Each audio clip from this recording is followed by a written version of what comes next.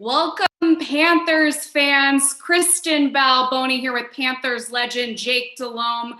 It is time, Jake, for the classic game watch. We are doing this watch of the 2015 NFC Championship, and this is presented by Harrah's Cherokee Casino. Jake, I'm pumped. We just saw kickoff. We just did, and this is something that it's unprecedented, going along with the times that we're in right now. But we know this was voted on. It's one of the top 3 games, and it was a success story. So I know it's going to end well for us. So I'm excited about reliving this game and watching this game again. Yep, absolutely. And we'll be here with you the entire time as we all watch this game together. Like you said, a very good one to relive. Do you remember where you watched this game? Because I remember exactly where I was when I watched it. Yes, I was home. Unfortunately, I could not make it to that game. I came to Charlotte the week prior when we beat Seattle. I was lucky enough to be the honorary captain for that game. So I do remember that, but remember watching that at home. And that's shocking. First play of the game, Luke Kuechly scraping over and making a tackle for, I don't even think it was a gain. Speaking of Luke Kuechly, he's going to be joining us a little bit later. We have got a great lineup of guests. I mean, we've got Jonathan Stewart, Luke Kuechly, Charles Johnson, Coleman, just to name a few. You guys are going to be, I think, really, really happy with getting to hear all of these guys talk about this season and what a season it was. And Jake, you know, I remember I was living out in LA working for Fox, and we had kind of a group of Panthers fans that lived out in LA who were from North Carolina, and we all got together when we could, and we kind of took over this bar because it didn't have an affiliation. It wasn't, you know, there were a lot of bars out there that were Eagles bars or Chargers bars or whatnot. We made our own Panthers bar. We watched every game out there when we could, and boy, we have a good time watching this one, no doubt about it. Yes, and I like watching games at home. I like it quiet. I like to pay attention. I probably had a little bit of nerves, hoping we would win. So I want it to be in my own setting. Certainly, we had it going on in our household. But the first third down in the game, you can only imagine how pumped up the crowd would be, knowing we're the favorites on the cusp of winning a championship, NFC Championship in Bank of America Stadium. I mean, that's something that's just hard to put into words, the feeling and the pride that this team you want to carry through. And to start the game, you can see the stadium's packed. And first play of the game, Luke Kuechly on a big stop. And then the first third down, overthrow. Here we go. We're about to get the ball back. So you could about imagine if the stadium's rocking pretty loud right now. I've heard stories, too, of people that were there. I was just talking with Mick Mixon the other day about this game. And, you know, I put this game as if I had to choose, and I hope, you know, I think we've become friends since the time we've worked together. I hope this doesn't offend you. But if I had to choose, I think this is probably my favorite Panthers memory. With all due respect to all of your great games, especially that X-Clown game, which, hey, we might be doing something similar, watching that game coming up very soon. But this one is up there for me as just an incredible, I was with so many incredible Panthers fans. Wish I could have been in Charlotte, just like you. But, you know, getting to watch that with people you love and sit there and kind of see everything and celebrate is such a great feeling. So I think this goes up there on my list of favorite games. And Mick Mixon was saying it's, you know, right up there for him too. So, and then I had friends who were fans that got to be there, and it's just cool to hear. It's one of those games, much like your 2003 game, that everyone knows where they were and where they watched it. And I think that that's a fun thing to think about. I don't think there's no doubt. You know, when you're a fan, you're a fanatic, and those special games, those are the ones that you always remember. You remember those much more than the bad ones. I thought it was pretty interesting to see the stat of Cam Newton, the 9 games leading up to this game. He had 22 touchdowns and 1 interception. So there's a reason he was the MVP that year, seeing the field very well and playing good football. And then first third down of the game, Philly Brown. That's something that you saw Cam stand in the pocket that season the majority of the time and deliver a strike. And, you're already cross midfield, stop them 3 and out. Let's get on top of this team. Let's get on top of this team, and then we can kind of shut it down after that. And in essence, not ruining anything. That's kind of what happened. Right. So you talked about your nerves as you were getting ready just to watch this game, and you've been in this position. You talked about Cam's great season. The team was just having an absolutely incredible run. How do you put away those nerves when you get ready to walk on the field for this game? Or do you just have to embrace them? Yeah, you embrace them. I think if you're not nervous, there's a problem. I just think the biggest thing is your preparation is not going to make you nervous. You're going to have anticipation to be able to play. But I know for myself, having no control over this game. So as a fan, you will get nervous. But these players, you won 15 games in the regular season. You beat Seattle at home in the playoffs. You're feeling very confident in your ability to play. And so, right away, your confidence is sky high. You probably practice great the week. And you can just see the bounce. Ted Ginn on this comeback route against Patrick Peterson. And easy pitch and catch, easy completion, but just the bounce in his step. You can see the fans are all standing up. So you're just ready to play. And once that initial hit or kickoff, whatever it may be, you're ready to go. It's right into a routine. Yeah, it becomes football at that point again. You get the nerves out of the way. It's funny, we've done shows together. I've never actually, now that I'm realizing it, seen you watch film like this, watch the game, and it's great to see it through your eyes.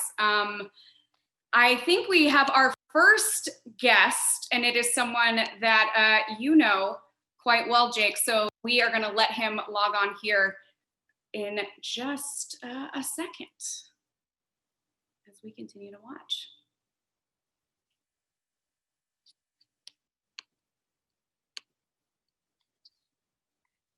We'll get his video up here shortly. Sure.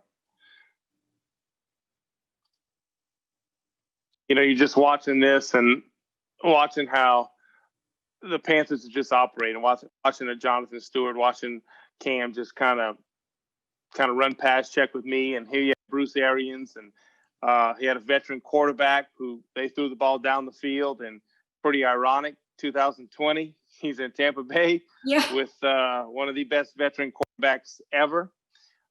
So it's going to be it's pretty ironic that we're watching this, and fast forward only a few more weeks, and we'll be able to get some real football, or should I say current football, and see how this new regime plays out.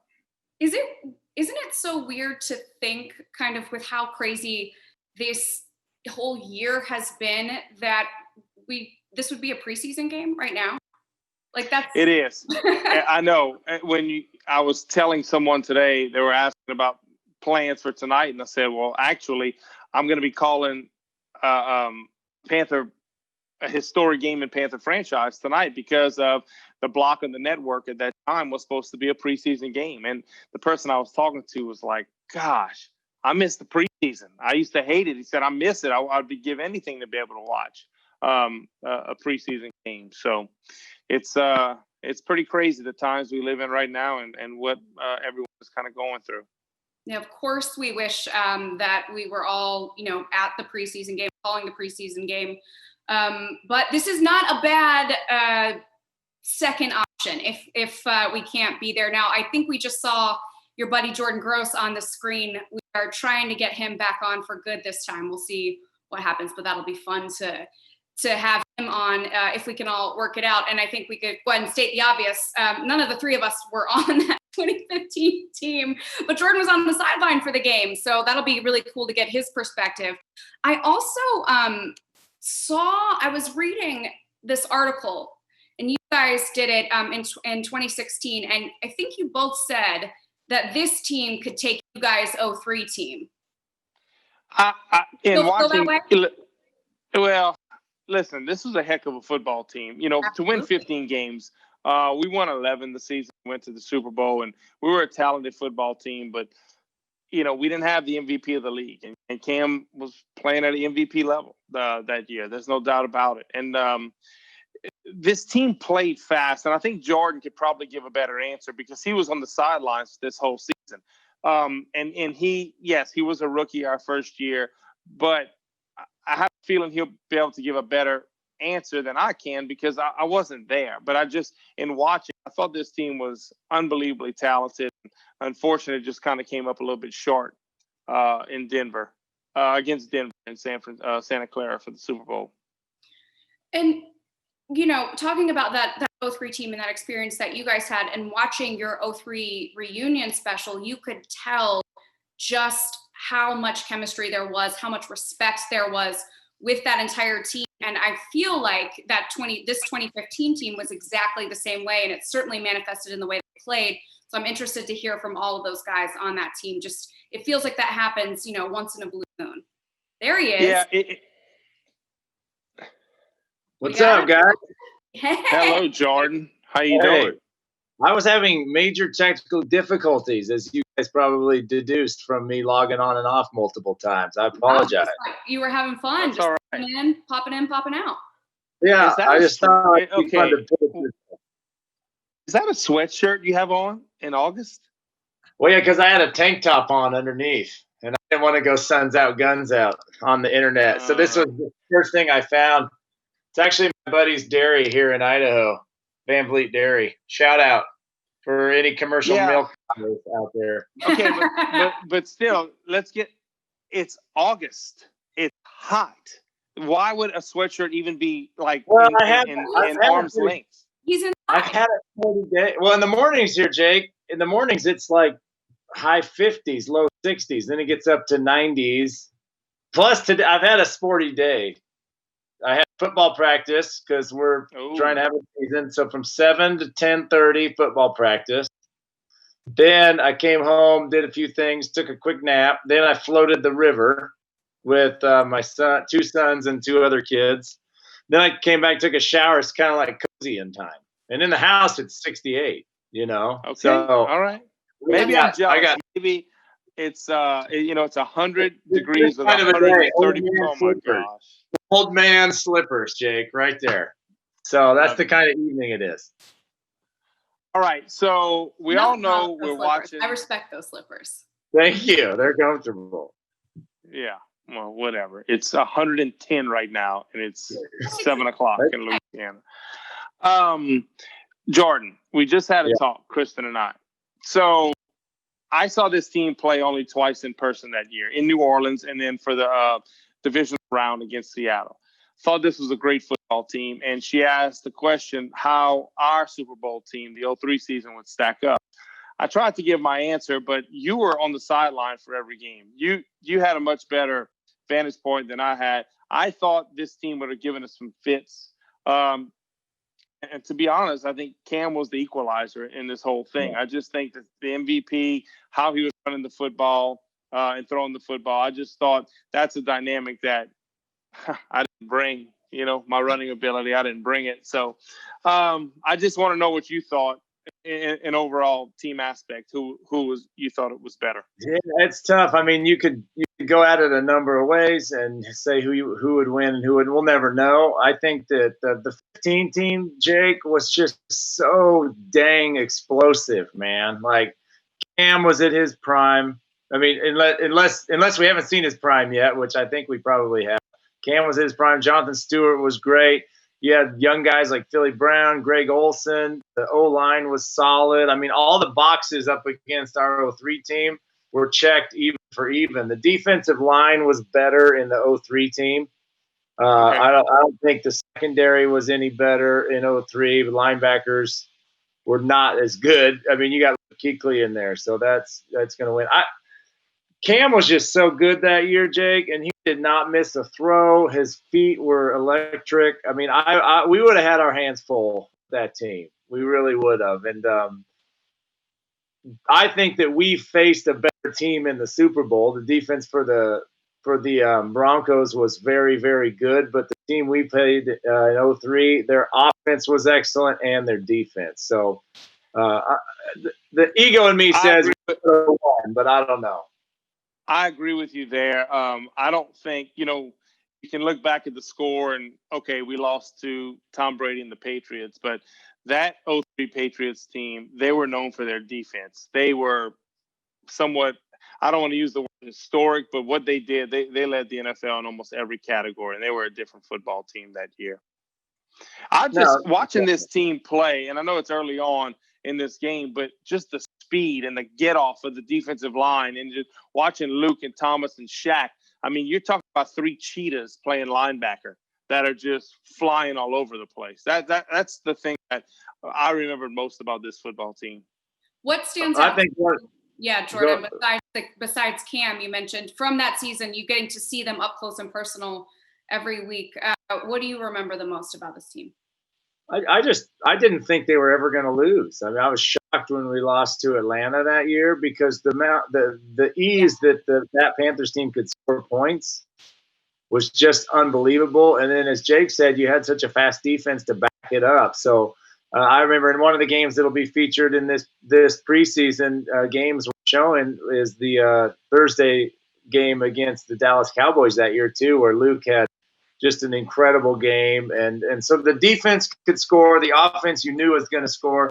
And one of the great things about that season was the Panthers front office did a nice job of bringing in cheap players to play big roles. So Kurt Coleman was just an outstanding piece of that team, and he was not a high salary cap hit guy. Cortland Finnegan, they brought in as a corner, and he played a lot of football. They had Jared Allen on the very end of his career, Charles Tillman. So that team did a nice job of having great veteran leadership at every position group, which I think is critically important. And then just young, hungry studs to do what they do in that same group. So that team didn't have any problems amongst themselves. They regulated themselves well, and it showed up on the film. Well, and we talked about that a little bit with your 03, watching that 03 reunion that you guys did. You can see all of the chemistry, all of the respect, just how much you guys really enjoyed being around each other. And it feels to me, at least, as a fan of the team at this time, that these guys all had that exact thing where everything just works together. And you talked about the different dynamic of these pros, these young, hungry guys, everything just working together. And when you're winning so many games, I'm sure that also helps too. Yeah, and the 03 team, and I mean, I know we're not spend all night comparing, but 03, we were all overachievers, it seemed, and not that flashy, right? Mm-hmm. So Jake was our quarterback, and he sums up what I just said perfectly, right? Yeah, exactly. Stephen Davis was our running back, with Muhammad at receiver. Steve Smith was too young still to be well-known and flashy. I mean, you could go on and on.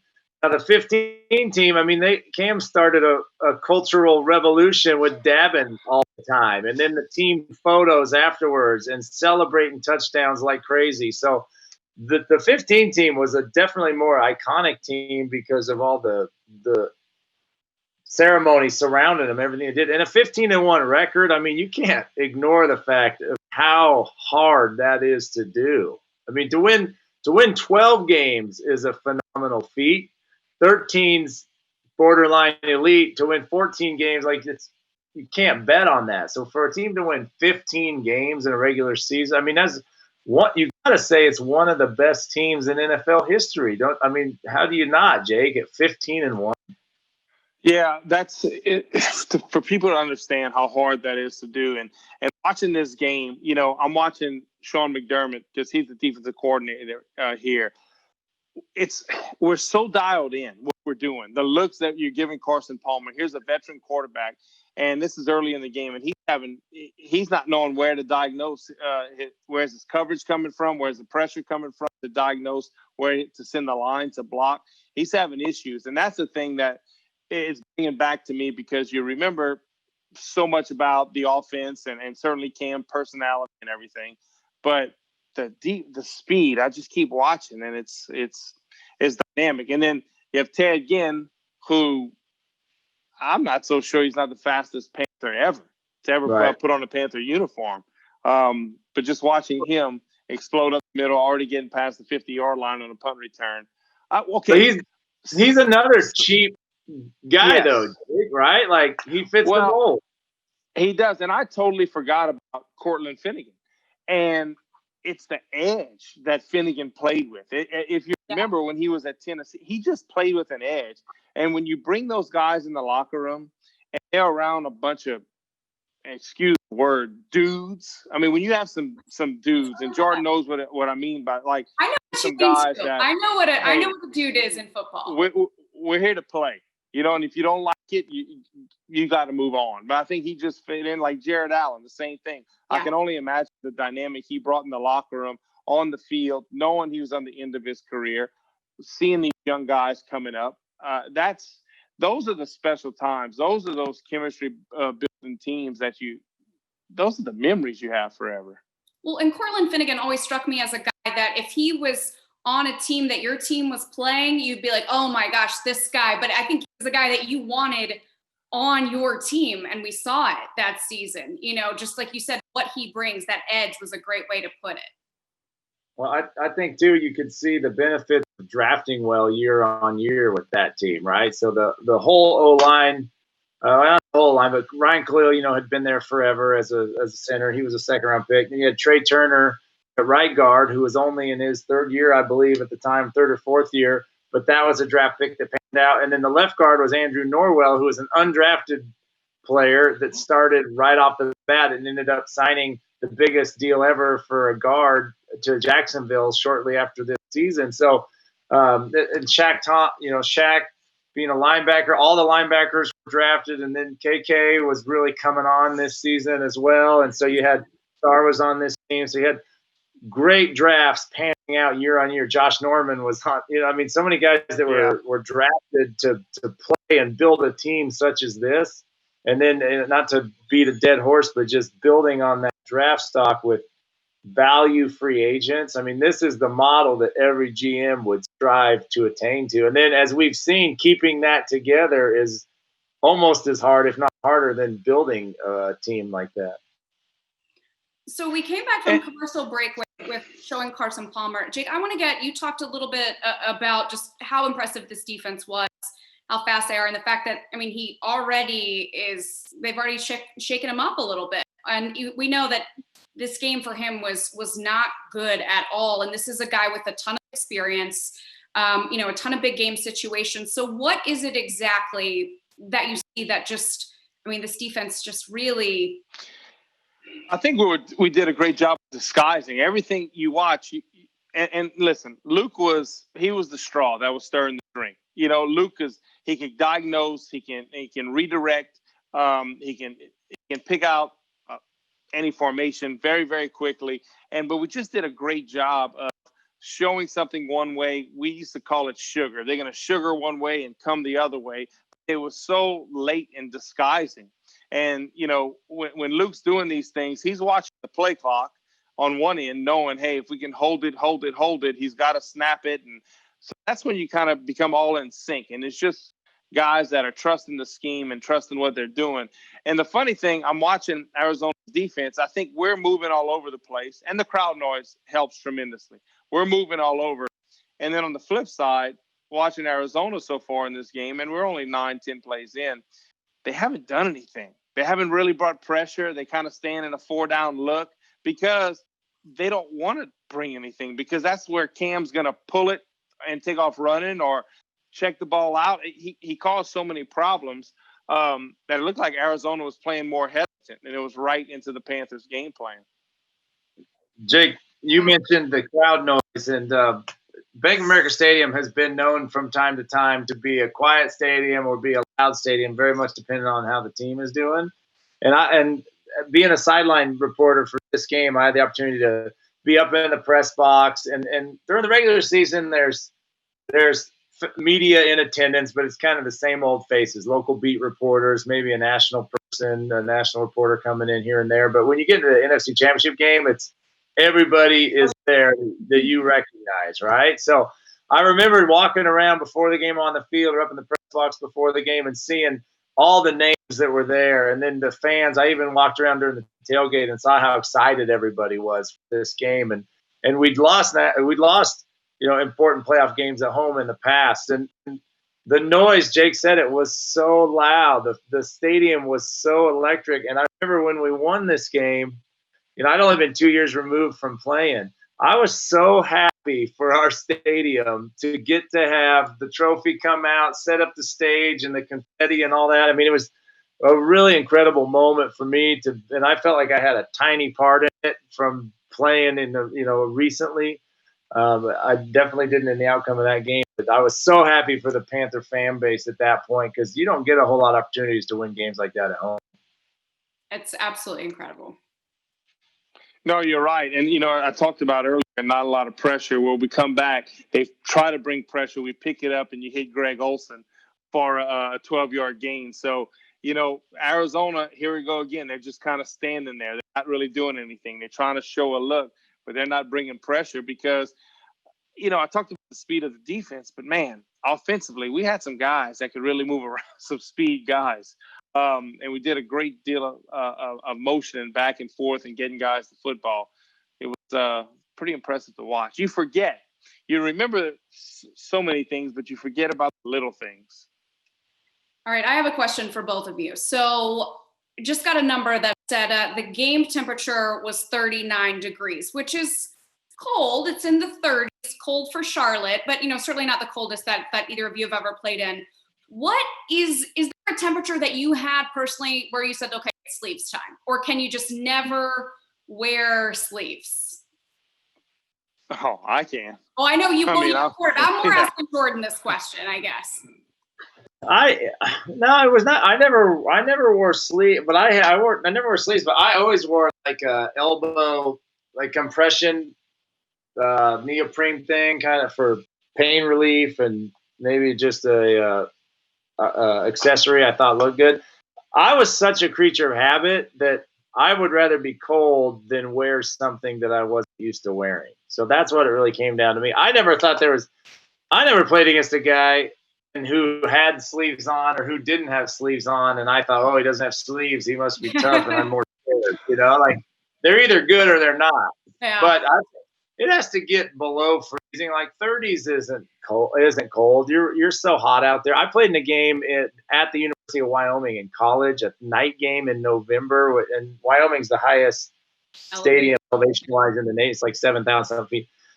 And Kristen, it was -10. Real temperature, wind chill like -20 or something, and we all like idiots didn't wear sleeves, and we got not frostbite, but like we had like a burn, like frost nip or whatever it's called, like a burn on our arms from the game. So don't be too tough to wear sleeves, but if you can afford not to, don't do it because you don't get out of your routine. We just saw the Ted Ginn Jr. Touchdown, and I just there's nothing better than seeing a little kid get the ball. I just absolutely love that. Yeah, you can see it looked like her mother or whoever that person was next to was more excited than her. But that's when you know things are going your way. When you run an end around to the left and you score going into the right, that's when you know, hey, this might be our year. I mean, but the speed of Ted Ginn, yeah. I mean, that's when you just got to enjoy the ride. And there's certain years, any bounce, any tip, anything doesn't go your way. But that's when you just enjoy it and just keep working. Well, and I guarantee that little girl now, she was young, guarantee that little girl now totally gets having that football and the full excitement. She may not have quite grasped it then, but I guarantee you right now, tonight, she knows just how special that was. Yeah, that's something else Cam started, was handing that football away that season, and like, what an amazing – why didn't somebody think of that earlier, right? Like, what an amazing thing to do for your fan base, and especially people on the road. And fortunately, that year they scored so many darn touchdowns that they would probably had to like reorder footballs a few times to keep them in stock. But fun would be a good way to describe this team. It was great to see the other players too start to get in on it that season as well. Like we just saw Ted Ginn Jr. We have got Roman Harper joining us. We're going to wait for his audio to connect. I think he might be able to hear us now. Roman, hey, thanks for joining us. What's good, guys? How are y'all? How are you? Hey, Jake, what's up, man? I'm not too much. I see you representing the Roll Tide shirt tonight, huh? When you're just walking around the house every day, sometimes when you got like 20 of these, you just end up in one every day. I like it. I like it a lot. Roman, we're watching. We're still in the first quarter of this game, and it's 10-0 Panthers. And so we were talking to Jordan, and we're trying to compare the 2003 Panther team that went to the Super Bowl and George, we kind of who would win, and we kind of went through each position group, and we really feel the 15 Panthers, they had a special team. I mean, to go 15-1, we thought maybe they could have had the upper hand. You never know. Now, your Super Bowl year with the Saints was what year? 2009. How would you compare this 15 team for the Panthers you played on to the Saints team of 2009 when you guys won the Super Bowl? Well, I'll just put it like this. The only reason the Saints team is going to be considered better is because we won the Super Bowl. But if you look at the records, the teams, everything overall, that Carolina Panthers team set up perfectly for me to be the best team that I was ever part on. We started out 13-0 with the New Orleans Saints in 2009. Hey, when we were talking about that as a team, I remember it very vividly. As a team, we're talking about who had won the most games in a row. I think Peanut Tillman had won the most. I think he was 7-0 or 8-0 one time in Chicago. And I just quietly raised my hand over to the side and was like, I've been 13-0 one time. And Cam Newton looked right on me. He's like, man, we're going to beat that record. I was like, well, I want you to beat it too, because that means I'll be a part of it. So we were able to go 14-0 that year. I mean, we had everything. We had everything you wanted. We had a great defense, an explosive offense, the MVP. We probably had the defensive MVP or candidate on the other side with Luke. The only thing we did was lose the biggest game in the world. But other than that, we're pretty perfect. Well, it's certainly fun watching you guys, and just watching. I know we're still early in the game, and just the speed that the defense played with, to me, that's what was so evident. The speed and disguising and showing one way, coming the other, and just watching the three linebackers with the D-line getting pushed. Just that's what just it kind of resonates with me going back to that season, is just the explosiveness and the speed that was present on the field.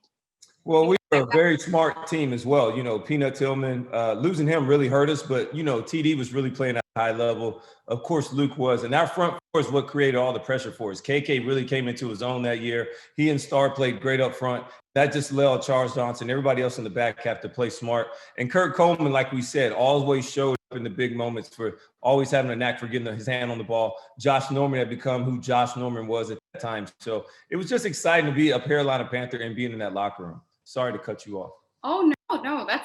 We want to hear from you, not me. Trust me. We expect to have Coleman and Peanut Tillman a little bit later, which is the coolest part of getting to watch this game with all of you. And I'm sure they'll love to hear all the wonderful things that you had to say about them. I got to say this really quickly. So the little girl that Ted Ginn Jr. handed the football to, I just got a text message from Stephen Drummond, our vice president. He said, that is Scott Paul's daughter, our VP of stadium operations. So she definitely knew the significance of getting that football. And she's got that frame somewhere. But Roman, I have to ask you this. So this game, obviously incredibly memorable for how just great it was, what a dominant win it was, but it was memorable for you for another reason, right? Because in the second quarter, something pretty intense happened, if I'm not mistaken. Yeah, I guess you want to say that. You can call it intense. It was kind of one of those crazy moments. The doctors had never seen anything like it. So we were making, from what I remember about the play, it was kind of a guy going towards the sideline, the Panthers sideline. And I know I was tackling him, but I think Luke really hit me more than that guy, which happens in football. I'm not mad at that. But and he hit me like a great blow across my eye, like just across my face mask. And I kind of stood up and my vision was kind of off, but my mind was still there. So it's kind of weird. Like I'm not concussed. And they bring me to the sideline because they were asking all these questions about where am I at, the date. And I'm just like, look, guys, I'm not concussed. All right. I know what I'm at. But something on my right side was off. I couldn't see. My vision just was not coming back. So they took me in, they called the eye doctor, and the eye specialist brought down, and he looked into my eye and he's like, did you have LASIK surgery? I'm like, yeah, I had it like 8 years ago. And he was like, well, your flap came off your eyeball. And I'm like, what? He was like, yeah, like he's like, he'd never seen that before. Only time he'd ever seen a flap come off an eyeball is through a finger poke or anything like that. But since I wear a visor, they always told me I'd always be safe. And somehow or another, Luke hit me hard enough and it kind of knocked half my eye flap off. That's why I couldn't see. It was kind of weird. It was crazy. And everybody came and checked on me at halftime. Everybody was so concerned, and we're dominating the game. I don't want to take away from them, but they were not going to let me go back into the game. And of course, I understood why, but we went out and handled business. Trey Boston stepped up, had another interception that second half. We completely dominated them, which was no surprise to me at all. Look, Carson Palmer's a great quarterback, but he ain't never won a big game. I'm just telling you what it is. You can look at college, you can look at the pros. And I told the defense that all week long, we just go out there and do what we do, and we're going to win this game, and it's not even going to be close. And we went out there and did that. Yes, you did. But you guys played that. Now, okay, back to the eye. Did you have to have a procedure done the next day or whatnot to be able to play? What was the prognosis? How did you finish up? So I didn't. That's a great question, Jay, because I didn't know what to do either, and I was kind of worried. So they gave me a steroid eye drops for my eye. So they gave me some steroids, and they put like a protective contact lens over the top of it. And because your eyelid is one of the fastest healing places on your body, it healed up pretty fast. So if it would have came more off, or like 75% off, they probably had to have surgery to lay it back down, which would have caused me to miss the Super Bowl. But instead, I got the contact. I got checked out. I couldn't have any contact or anything for a week. And then I started back practicing when we got back out to the Super Bowl site and a week later. And once that got out there, I was happy because then I got to get a dark vibe for the Super Bowl. And of course, we all know that swag is turned all the way up. It sure is. It sure is. I remember that dark visor. Also, I just love the toughness. You kind of skated by this, but when you were telling us the story, you were like, yeah, look, the doctors weren't going to let me back out there, and I understand why. Your eye was flapping off. It was off, and you're like, they wouldn't let me back out. I guess I get it. That is look, players are going to play, and ballers are going to ball. You know, shooters are going to shoot. You've all heard it before. That's just what it is. It's the biggest game of the season for me. Like, I have to go out there and play. This is my 10th year in the NFL. I knew how important it was for us as a team, how important it was for me to be out there communication-wise and my leadership and other things that I brought to that defense. So I just wanted to be out there and be there for my team and make sure that, look, I was the only guy on that team that really won a Super Bowl. So my whole goal all year long, and I was sharing it with that DB room and the defense, was that I wanted you guys to share that feeling of winning a Super Bowl, what it felt like having that parade, because I'd already been there and there was no better feeling in the world, but I want that for you guys. So that for me was all I wanted to do, was help that team win that Super Bowl. And that's in the city of Charlotte, to bring one home for them. But, we'll stick about this game. We don't have to worry about what happened 2 weeks later. It was an incredible season. It definitely was. And, watching this game, we're backed up. It's 10-0 in the first quarter, and we just have a double move. And Cam was human on that play. He missed Philly Brown. I mean, this could have been, a 88-yard touchdown. And he hits him later, though, on one-on-one coverage with Rashad Johnson. Okay. I don't know what Arizona was running defensively, but they played off. It was like, what are they doing? Especially the way we were going over the top all year long. We start off every game, it seemed like, Jonathan Stewart would have a 20-plus yard run early in the game, first drive or second drive. And then after that, Cam would be off maybe a couple of throws early, and then he'd warm up, and then next thing you know, we're off and going. Defensively, we had to just hold it in the road until the offense got going every game. Well, what I'm getting at is watch this play right here. So 2 plays earlier, he overthrows Philly. It could have been an 88-yard touchdown. And then here we go. Yeah. Well, you also look at it, it's one-on-one coverage that far back in the defensive backfield. And where's the pressure on the quarterback? Like, if you're in zero coverage, somebody's got to hit the quarterback. Look, all defensive backs, we're cool with playing zero coverage. You just got to go hit the quarterback. But if you don't hit the quarterback and you still want me to cover guys for 5 seconds, that's just that's not going to be a good recipe. Right. Well, you have to think right now, 17-0 into the first quarter. I mean, do you think it's over? Does the team feel this is over? I knew when Luke got the interception in the second half and housed it. That was when I knew it was over. But you got to remember, just the previous week, we were up big against Seattle Seahawks too. Yeah. And we let them back, and we've done that all year long. We get up on teams. We all of a sudden start to relax, or we start running the ball too much, kind of backing it off. We just had a problem with just blowing teams out. I don't know why we like keeping the game close. It's like, okay, we don't want anybody to change the channel, so let's let them score a little bit, keep the game closer, then nobody changes the channel. Trust me, as Panthers fans, we're not. I got to tell you what's over. My part of the show. Roman, you look wonderful. Kristen, you look wonderful. Jake, you look the same as always. So I'll see you guys later. Jordan, I miss you, man. I see you later, Jordan. Miss you, brother. You look good, Roman. I'm going to try to get that salt and pepper going too, man. That looks nice. See you good. Thanks, Jordan, very much. So, Roman, something that we talked about and you touched on too is just the camaraderie and the chemistry that this team had, and you having that veteran leadership on this team. What was it like? Because I feel like we were talking about it kind of comes around once in a while where everything clicks. What was it like being in that locker room every week? Well, it's crazy because, with Kelvin Benjamin getting hurt in preseason, everybody threw their hands up and was like, well, this season's over with. And my wife, she was like, well, there's no more baby trying. I got to get drunk every game because Kelvin Benjamin's out. We're not going to be good. So it just was what it was. And then we come on and we start winning. And I remember like it was yesterday. We go on the road early against Tampa Bay. We dominate them. Josh Norman has 1 or 2 picks. It was great. All right. Then we go out to Seattle. We come back and we beat Seattle. All right. Because those fans were so whatever they were the whole time. They're hellacious. They're all on us. They're da-da-da-da. Next, you could hear a pin drop when we score right there at the end. And you could just see it. Everybody, the emotions, the team, the city. Immediately, I walked to Steve Wilkes after the game. I give him a hug and I said, look, they're starting to believe. Like, it's going to happen. Like, it was almost like Neo and, in the Matrix. Like, we started to believe in ourselves. Out of nowhere, we had a different mentality. And now Coach Rivera was off and rolling. Everything that he had been preaching about the last year and a half about who this team could be, we were slowly starting to happen. And you could take it on because it started in the last bit of 2014 when we won those games to get into the playoffs. The team, the attitude, we just had a different type of belief system in ourselves.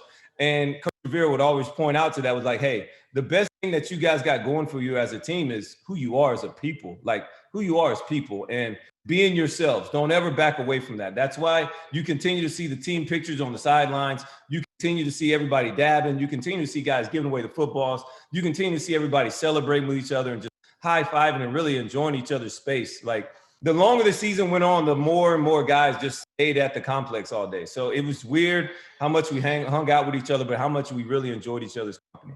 Well, it's funny you say that because my next question, I was going to ask you this. So when you start winning, and we all know it's contagious and everybody's happy, but the practices, I know the year we went to the Super Bowl, our practices were like a little over an hour the last month and a half of the season. It was 36 total reps we ran at practice. We were just a fine-tuned machine, and that's kind of how we practiced. We went. So what was it like with Coach Rivera? Did things shorten up as the season go on, and or the players hold? It seemed like players hold everyone so much more accountable when okay, we got a chance to be special. Sorry, I was looking at myself, missed that tackle. I got to make that play. Anyways, so practice. It was weird, though, because Thursdays were always our long days of practice, but I think we did more walkthroughs as the season got longer. I think Coach just trusts us more that, hey, as long as our eyes are right, we're going to understand where we need to be at. And, we can do walkthrough. Hey, Brooke, good night, baby.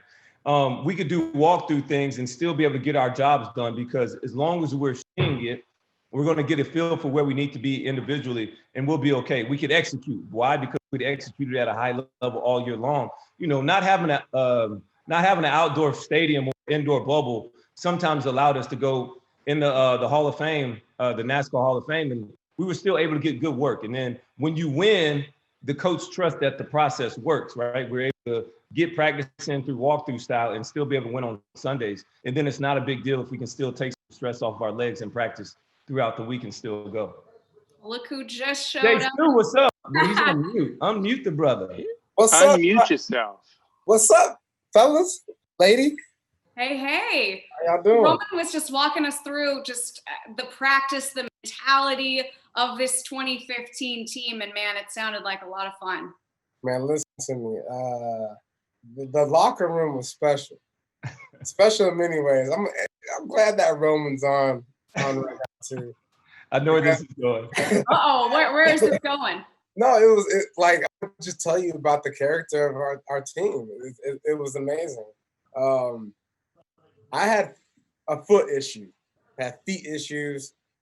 You've been having foot issues since you were the 8th overall pick. Okay, let's just get that straight. Go ahead. I'm sorry. So you got the Dr. Pepper. I see you.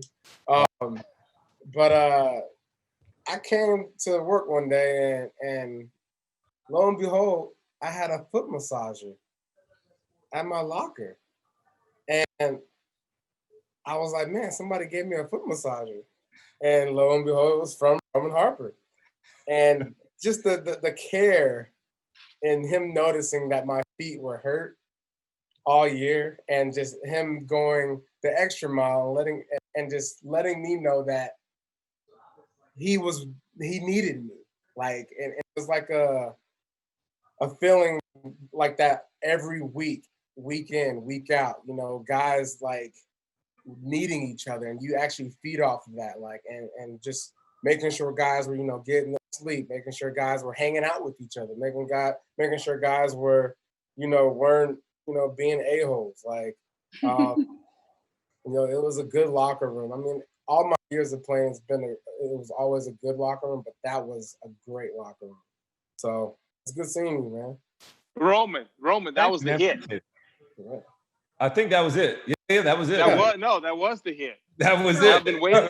Yeah, Luke, he didn't graze you. He torpedoed you. This is when, Jonathan, Roman had his eye flap come up. Oh, yeah. Yeah. I mean, I've never actually watched a replay of this game, so this is my first time actually seeing it too. So it's kind of weird. But look, at the end of the day, I know we needed Jay Stu for the playoff run. So I was in I was at the electronic place in the mall, wherever, and I saw this really great foot massage. I tried it, felt great. I was just like, man, Jay Stu needs this. Like, we need Jay Stu. You know what? Whatever the price is, doesn't matter. I'm getting it for him, put it in his locker the next day. He was so happy. He was just elated that, like, man, that was such a surprise. But I need him for the playoffs, man. I'm trying to win a championship. Well, and I gotta ask, are we talking like it's like a device? Is it something you put your feet? I need to know what does the look like? You put your feet in there like house shoes. So it's like you put your feet in, you sit down. I had it in my meeting room. A lot of us used it, and it was a miracle worker. It was one of those things that I used when I first got to work. When we go over film and stuff like that, I had my feet in there getting massaged, drinking a little coffee. That was actually the year I started drinking coffee too. So, I mean, it was. But you grew up right in front of our eyes, dude. Yeah. You became a grown man. Yeah. Roman, who is that little cutie? Oh, that's little Roman. That's my son. He's 4. He's about to go to bed. Good night, dude. All right. Good night, little Roman. Good night, Ron. So, but yeah, man, don't worry about him. He's almost gotten in trouble like all day long. His mom's threatened to spank him like 8 times today. Look, if he wants to be on the show, have him on the show, I think.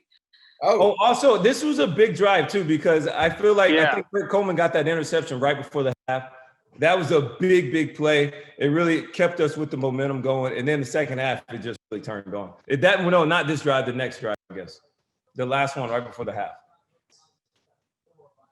Yeah, y'all I just keep saying over and over, just the speed what the defense played was so impressive, and just pushing to the pocket. This is really an overmatched Cardinal team, to be honest with you. Mm-hmm. And it'll be that next drive that you're talking about, Roman. And Jonathan, I asked Roman this earlier, and I wonder if you have the same answer. When did you know, all right, we got this game? You can see already, I mean, look at the score now. You can see how frustrated they seem. And Roman kind of said, well, look, considering what happened the week before that with the Seahawks, he said he didn't feel like it was over until Luke had that pick 6 almost at the end of the game. Do you ever let that confidence start to build, or can you just not afford to at that stage? I mean, I think while you're playing in the game, you're not. I honestly don't think ahead. I just try to stay as present as possible. But to be honest, that game, I think once the end of the first half, going into the locker room, it was different than any other game, because there's a lot of games that year where we got up ahead in a lot of games, and we let people come back. So, but that game, the way the defense was just playing, it was like literally like bullying like another team. I've never seen it. And that's a good. And Palmer was just kind of rattled. You kind of feel bad for the guy, because he knows that there's no chance for him to make any plays, because you got Luke out there that knows everything that you're about to do, and you got a secondary that's on fire. I mean, and the D line is just all up in your grill, you know. So I think, you know, that year and that game specifically, you know, I felt like we had it in the bag. It was just one of those things, and you know, me coming off of injury too, it was definitely gratifying, you know, to feel that way, you know, and getting ready to go to the Super Bowl. Absolutely. What, Jonathan? See how smart you are. How many times did you carry the ball in this game? Come on, dude. Like 16, maybe. I don't know. I'm asking you. You don't know? No. Did you catch a pass in this game? I got your stats right here. I'm just wondering if you know. I remember I caught a flat, and it was like I was surprised he threw it to me. Yeah. You had 2 targets, like 2 yards. 2 receptions for 5 yards. Okay. Yeah. So you averaged 2.5 a reception. Yeah, man. Solid. Like solid. Fantasy Hall of Fame. I'm out and here. Then you rushed 19 times for 83 yards. Okay. Yeah. What was your long in this game? Do you remember? Maybe in the first half, like towards the end of the first half, to like 27 yards, 25 yards. Close, 23. So no, I get remembering a long game like this. But would you really remember how many times you carried the ball in that? That just seems like not every game. This is just a different type of game because I mean it's a playoff game. If you ask me what I had against the Cardinals when we played them, you know, prior to this game, I couldn't tell you. Mm-hmm. Yeah. But this is obviously a memorable game that, you know, guys will remember for the rest of their life. So these are. And fans too. Trust me, as a fan, we'll all remember this game, no doubt about it. Yeah. So Jake, how was the wait? The game I saw kicked off at I think 7:00. It was like 6:40, 6:42. Was the day just seemed forever, or were you guys just kind of, it doesn't matter, let's just get ready to play? It did seem a little longer than usual, just because the build up, of games in general during that time. Not a lot of games you're seeing, on TV while you're waiting for a night game. Right. There's just a lot that kind of happens in between, and just the fact that it's the game before you go to the Super Bowl. There's a lot of excitement built up there. So, it's a bit of a long day. How much family did either one of you guys have come to the game? Was it much? Did you have to buy more tickets, or was it kind of just the normal, I guess you could say, crowd, family wise? Rome? Me, I always got a big family come to the game, so that's always normal for me. I stayed at the View, so it was very easy for me. As soon as we wake up in the morning, we go to whatever meeting we got to do, then I go to my condo and just walk to the stadium. So it was normal for me. I was very cool and calm and collected. I was just How was the walk? How was the walk? So you walked to the stadium, you said? Yeah, I walked. See, that had to have been your spine had to have been tingling. Just, it's probably cold. You're covered up. You could probably hide. But, you could just feel the tailgating. I mean, how was that? It's got to be almost like a Rocky Balboa type situation, walking down the streets, I definitely was not playing Rocky Balboa, but I feel you, Jake. I feel you.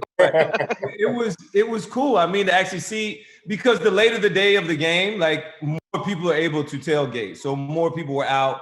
It's really getting going by the time I actually walk into the stadium, because you got to be there 2 hours before. So it's a fun atmosphere. You actually see okay, it's going to be a rocking stadium tonight because everybody's out here and you already kind of feel the electricity. But the electricity is nothing like when you get into the stadium. When you're there early and all of a sudden you see the crowd is already in their seats and they're ready for it, that's when you know it's a big game. Well, I know the walk is only a block, but you're a big guy. Were you able to do it incognito, or did you have anybody kind of spot you? You know what? As many times as I walk, nobody never talked to me. So except when I played the Saints, I had a Saints fan recognize me. 2 years, that was it. And it was kind of funny because I used to ride my little two-wheel Segway before. Oh, there I am checking on my. There you are. There's your eye. bloody eye. Yeah. Ryan come over there like, hey, man, you're okay. Before Coach Rivera banned them all from the locker room, that's what I used to ride to the game. And Look. Boom. That hurts.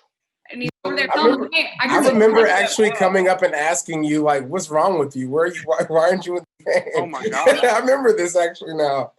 You're like, yo, I split my eye open. I'm like, what? How'd you do that? Yeah, I didn't get it either at the time. It was very weird. It wasn't like it was painful either. It just was like, I just can't see. It was like something over here. Very Ooh, TV. Good. I don't know, God. maybe for a football player, but it would have been painful to me. I promise you that. Your eyelid just flapping, cornea.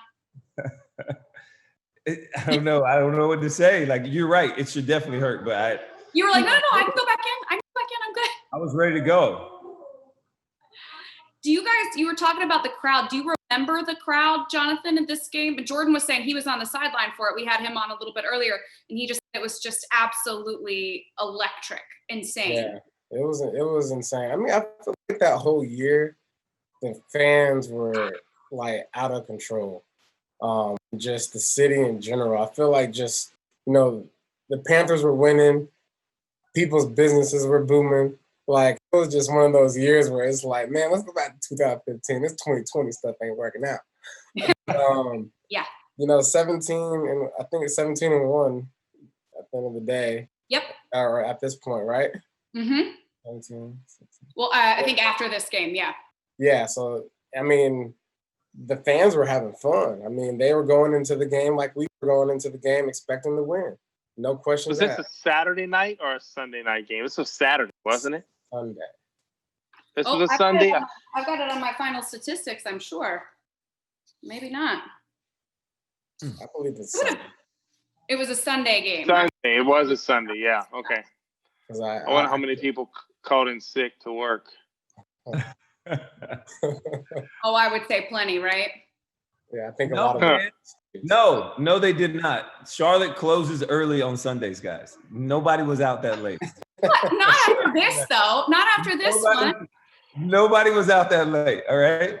1 o'clock, you go to sleep, wake up at 8, get there, dragging to work before 10. You could. I don't know. Rules need to change up. Yeah, like, hey, maybe this is a suggestion. Maybe we should open bars up after games late. That's all I'm saying. Yeah. After wins, right? Yes, especially after wins. Absolutely. I just can't wait till we get back to that place, right? Where we can all do that kind of stuff. But Man, it's true.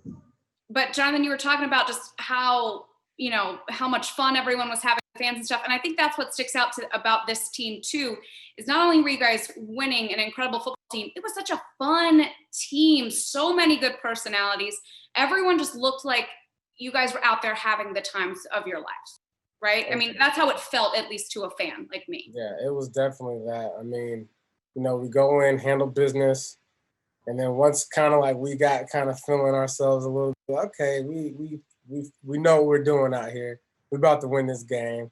Let's enjoy this before it ends, and that's kind of I think the mentality we had. And after every score, celebrate it like celebrate it with your boys, celebrate it with your teammates. I think we actually started the whole dance trend, or Cam did, with the dab and all that stuff, and got everybody on a trend of dancing after you score.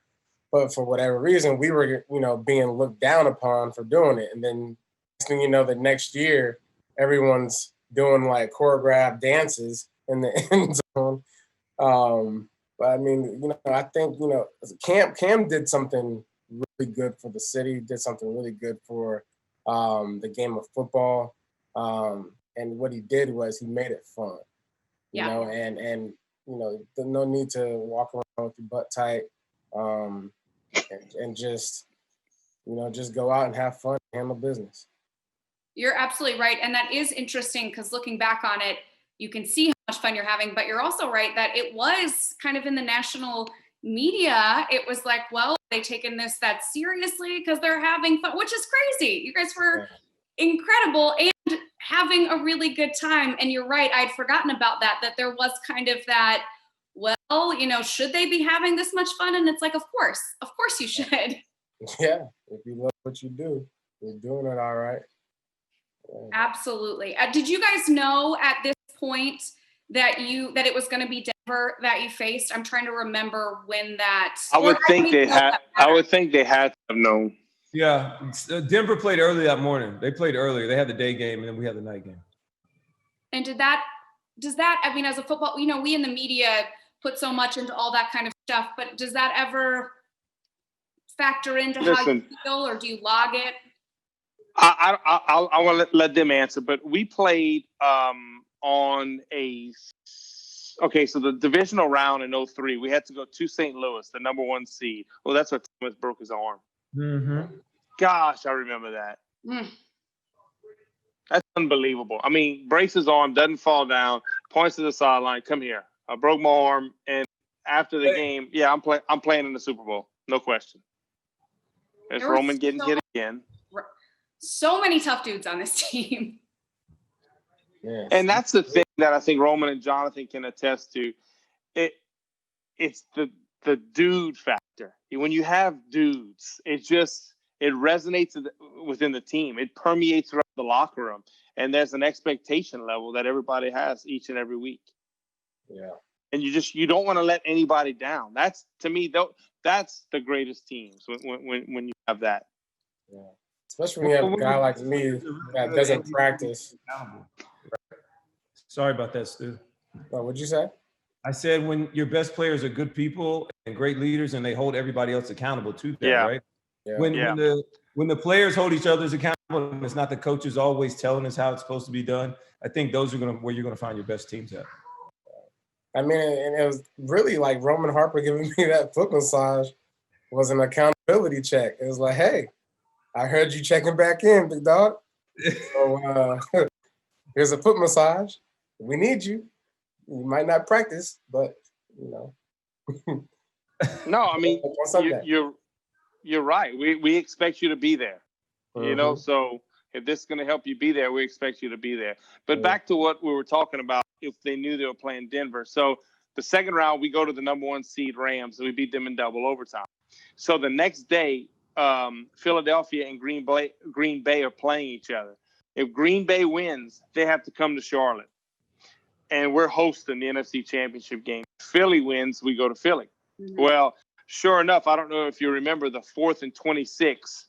Philadelphia Eagles had to convert on one of the final drives. And it was Freddie, what was his name? FedEx Freddie. Freddie Mitchell, yeah. Yes, Donovan scrambles out and throws it. He catches it. And they convert a 4th and 26. They go down. I think it goes to overtime. They win the game. And so we're all down. We're depressed. We're like, I can't believe we have to go to Philly. When we had it, Green Bay was coming to us. I mean, like, we're hosting in Charlotte.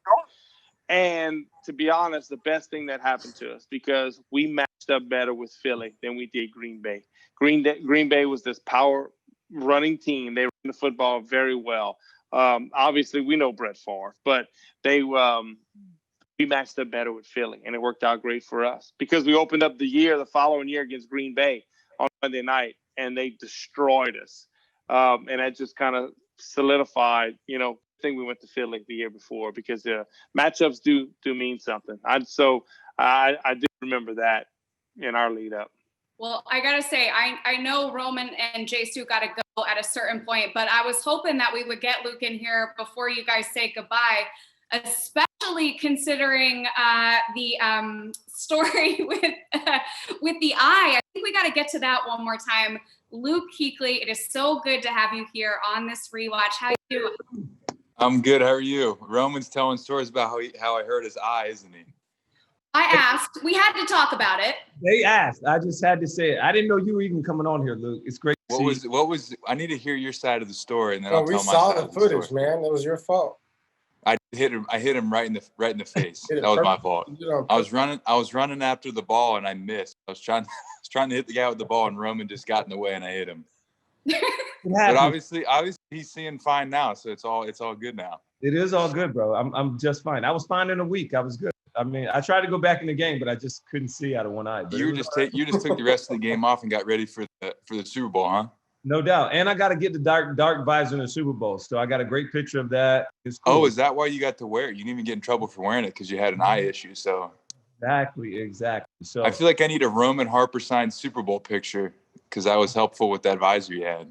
I got you, dog. You're still in time. We'll get it. We'll link up soon. You guys got Luke. I'm gonna get out of you guys' way, man. Yeah. Luke, what's up, Stu? Luke, did you feel sorry at all? I mean, did you go on the sidelines? What's wrong with Roman? Well, I didn't know what was going on, and then they said, "Yeah, Roman's eye. There's something wrong with his eye." And I was like, "Oh my gosh, what happened to him?" They're like, "You hit him." I was like, "Oh, okay, this is my fault." Tell Jay I said what's up too. Look at this, Roman. Thank you so much. Man. Josh Norman. Oh my how are gosh. you? I'm doing all right. How you guys doing? We're Josh, great. what are you doing right now? Luke, shut your mouth. Don't say nothing to me. Like you already started. Don't say nothing. You know I called you. They paired you and I up for a reason, I think. I think so, man. I like you know that you ain't answer the phone. Me and you we got some issues to handle real quick. What's going on? Not much. What you doing? I'm just sitting in my house, hanging out, and talking to you. Sitting in the house, hanging out, talking to me, huh? That's the How same you thing you're been, doing man? right now too. What the heck? I hit you up. What you doing? You ghosting people now? That's what we do. I'm working with the team. Oh, I heard that. You know, I talked to AJ. AJ was telling me about it. And I was like, Yeah. I asked AJ, he was like, I don't know what Luke doing. You ghosting him too. Like, why I you talked to ghosting AJ. people, I talked man? to AJ last week. I might just like him more than you. Oh, so that's how it goes, huh? You talk to AJ, but then I call you, don't get down with me. Okay, I see. How's it going up there? You like it up there? Man, it's going. You know, it's different. I like it though. It's cool. It's fresh. You know, I've been catching some fish, believe it or not. You can't catch fish. I was fishing last week. You crazy. You probably fish at like Bass Pro Shops in the stock tank. Did you catch set them? them. You have a picture, Josh? I don't believe Listen, if you don't have a picture, it doesn't count. If I don't have a picture on account, why you got to have a picture to say that you caught something? Because I don't believe you caught anything. Actually, be honest with you, this is what I was thinking about. So you didn't really catch a fish, did you? You just said you did. No. Today we was gonna go fishing, but I didn't get to go because you guys aren't in training camp right now? Going on today. You guys aren't working right now? Yeah, we're in training camp. We got day off. We got the day off. Are you guys working? Yeah, we always work. That's why we're gonna be good this year. Yeah, we're working too.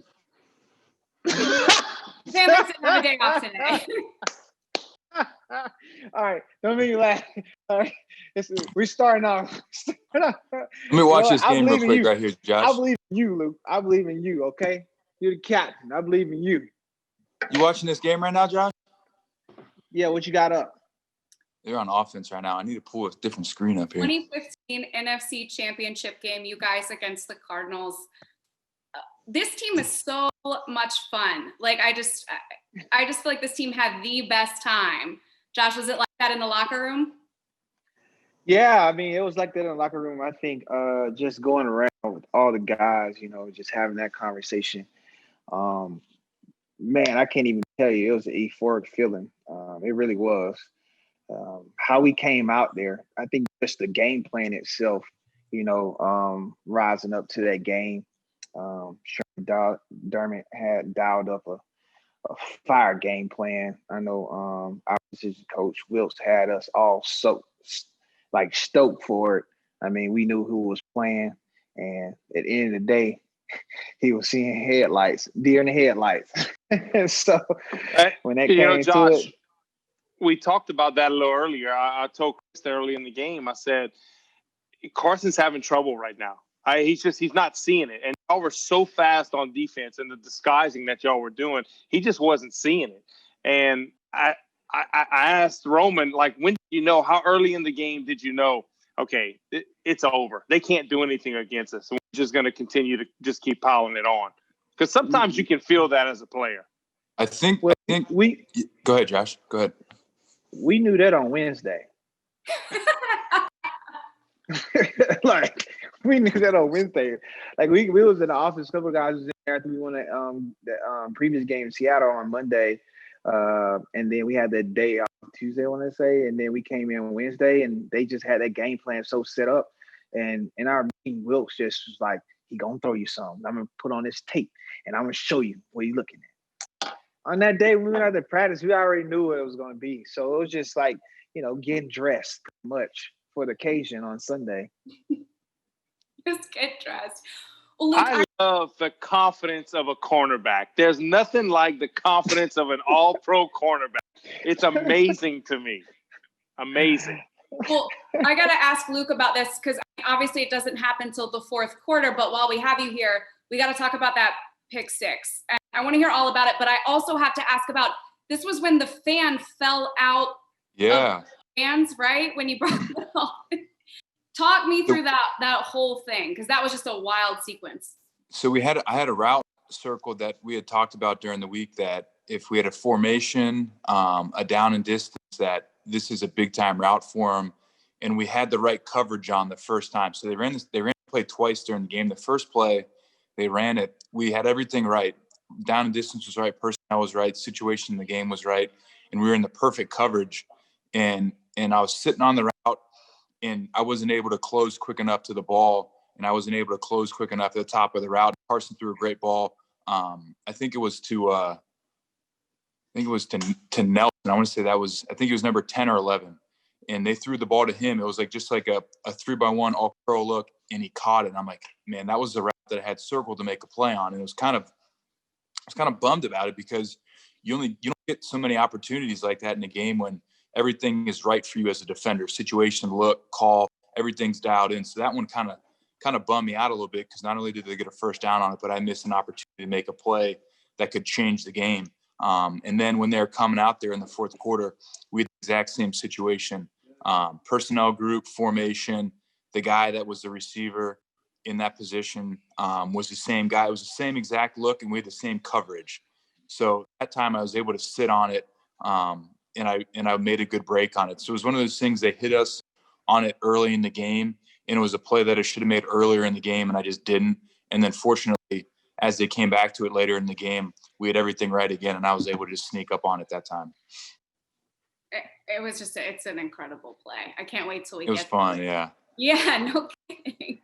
But then what happened with the guy? So you take it into the end zone. Yeah. And it looks like he's celebrating so hard. We'll have to watch it, Jake. You and I will see it obviously in the fourth quarter. It looked like he was celebrating so hard that maybe he fell over. I think he was celebrating hard all game, and then he might have had I think he celebrated hard enough and fell over the bleachers. But the thing that was good for him was that he landed like square on his back. Like if he could have landed like on his head or his shoulder, he would have been in trouble. But like it was like the most perfect landing. Layer like flat on his back.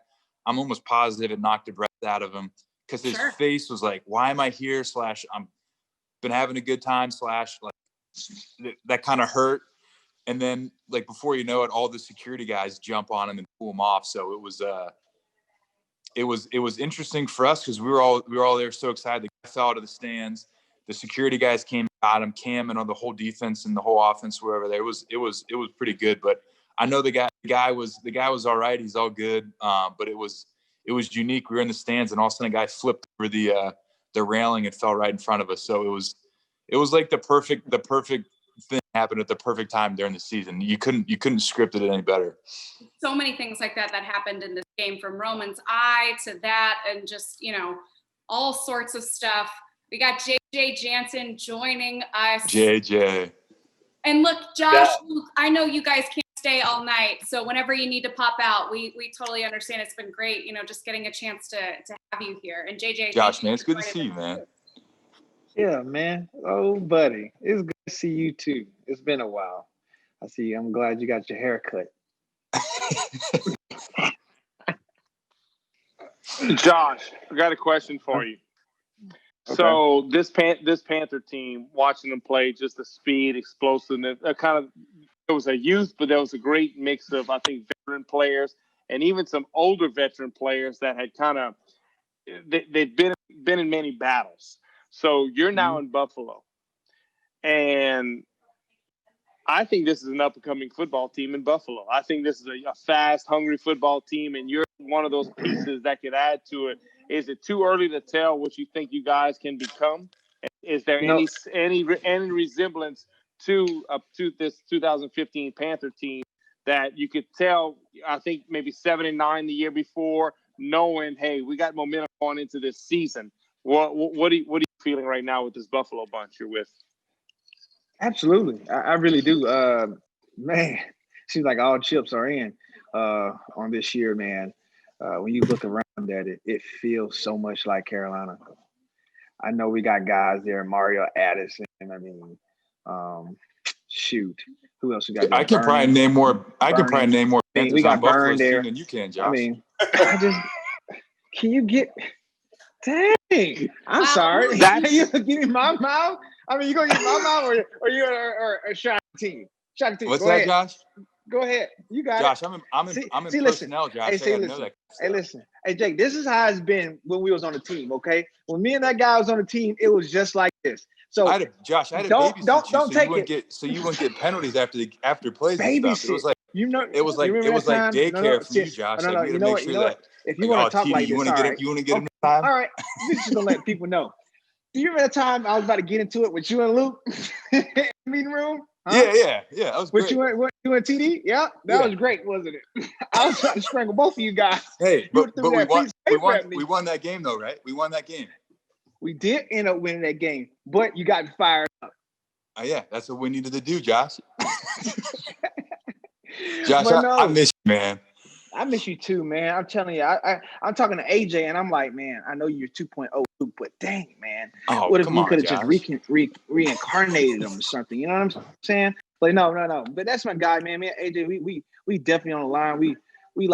We see it. You know what I'm saying? It's the resemblance of, man, we feel it, of the Carolina team, man. You know, you got guys in there that just really are hard workers. Like, we was a really hard working team that year. And I don't really think that we knew it was going to go all the way like that until like a couple games on in. We start winning. I think it's probably the 8th game we knew we had a shot. But before then, I don't even think we really knew what we truly had, like, because that training camp was just crazy. And I think that's when you tried to fight the MVP. Remember that?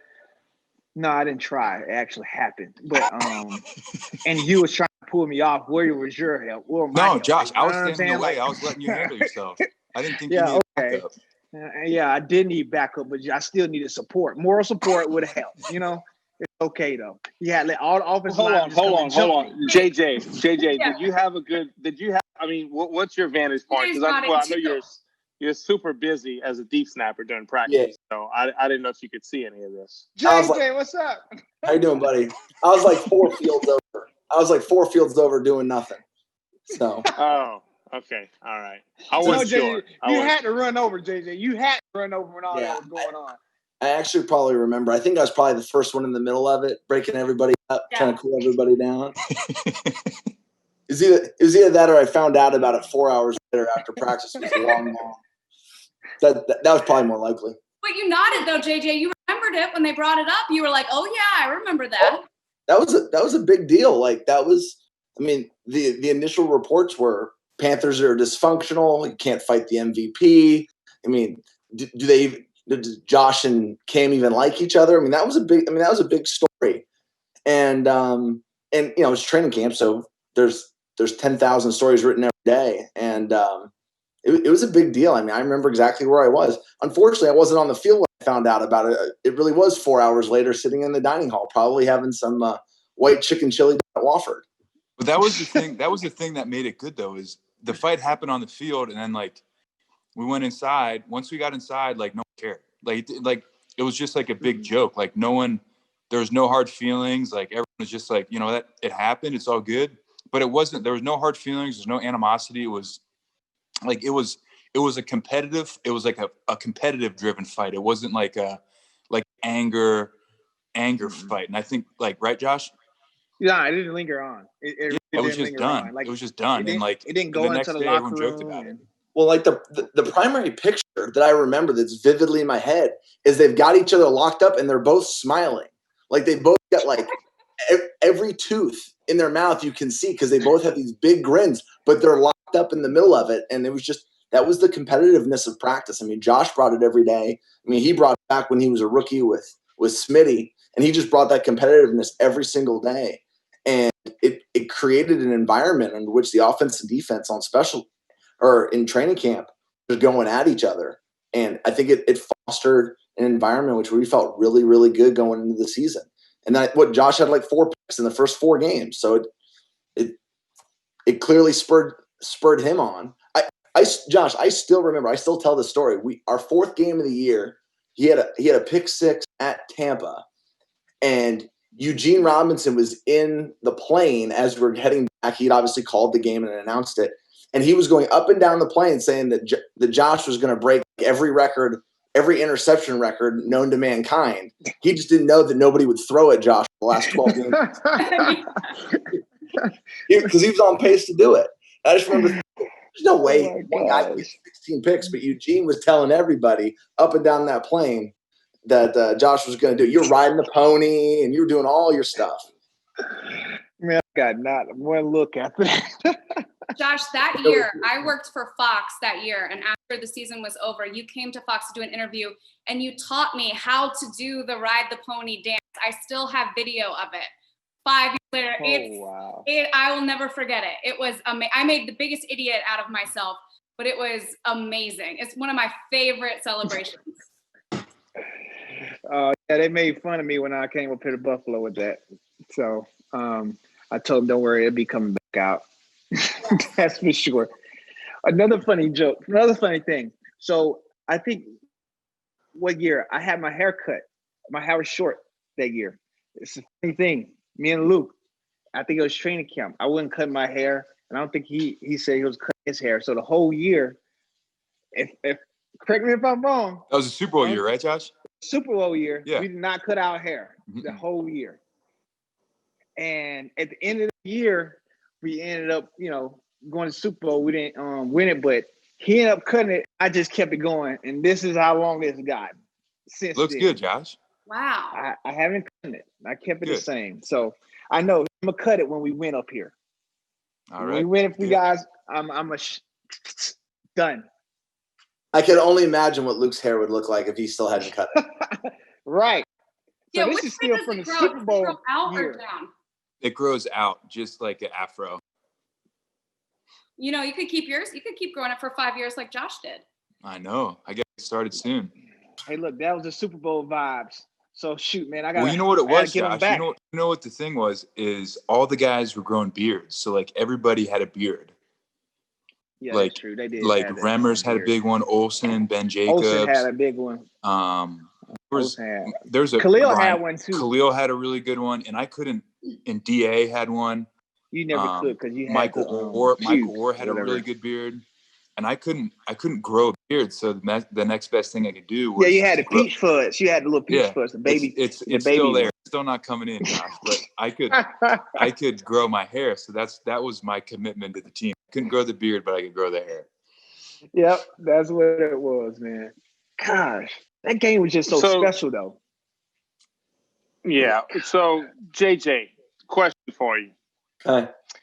We all know about, Luke Kuechly, the football player, and, the Clark Kent, so to speak, Mr. Nice Guy off the field, on the football field. He's absolutely berserk. What's he like as the front office executive now? I mean, how has it changed? I mean, what is it like? He's changed. He ain't the same guy, is he, JJ? He's not the same guy. No, you can't trust him. You gotta be careful what you say around him. I'm just an information gatherer now. He's just judging us. He's got a stopwatch out there making sure I can every time JJ snaps the ball, I got to make sure he's within the correct window of timing right there. Make sure the laces are in the right spot. The laces are in the right spot, exactly. I'll tell you something about Luke. So for as long as I've played here, I'm not I don't get in the middle of stuff on the field. Like I'm trying to snap and get out of the way. I have had 3 fights or arguments on the field in my entire career.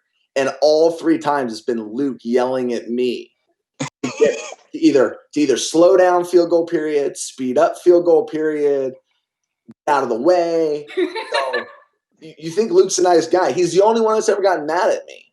And sometimes I get my feelings hurt. But hey, it's all out of love, JJ. It is. We're good. We're good. He's the one guy that scared me on the field. See, that's what everybody think about Luke. He's this nice guy. Like, oh, he's so charming. Oh, he's so handsome. Oh, he's just a really great guy. But then when you play alongside him, that great guy, that charm that he has, goes out the window. No. You don't know where it came from. He's okay, like this gremlin. Okay. So this game was the 24th of January. So the week prior, y'all played Seattle in Carolina.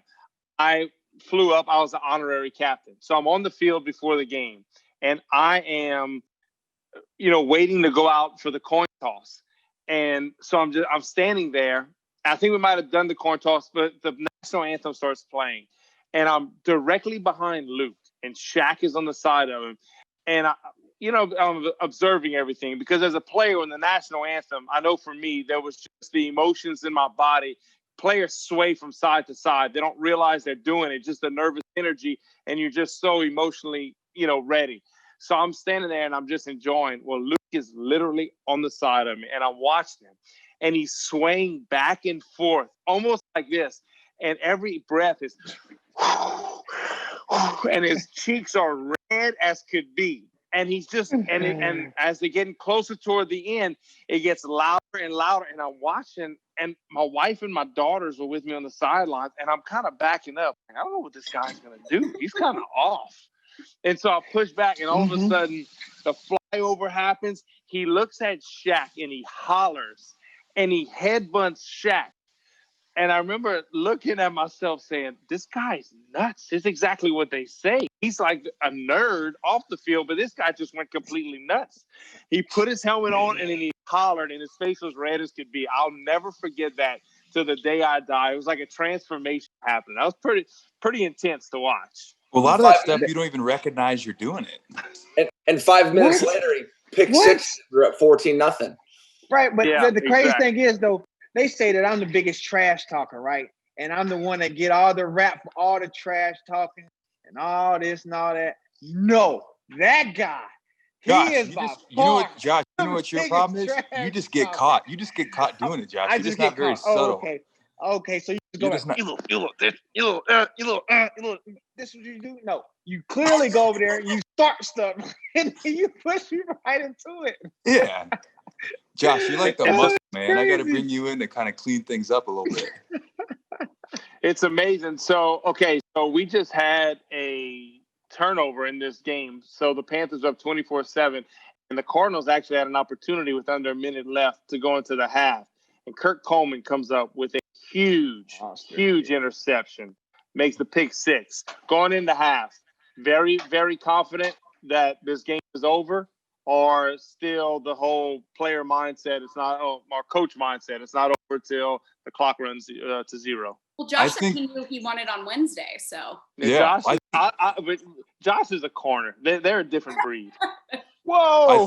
I think we knew going into that game that they were number 1 or number 2 total offense in the NFL, and they had dudes that could score quick. So, and I think they had the ball coming out after halftime. Is that right, JJ? Yeah, we scored in the opening drive, so we got the ball to start the half. So they had the ball to start the half, and you know how that goes, Jake. Like, you get an opportunity early to set, and it's 24/7. So they cut it to 24-14. It looks way different than us getting the ball and going out and getting the score to start the half. So I think then it was we had played well. We had a couple things go our way. We had a couple turnovers.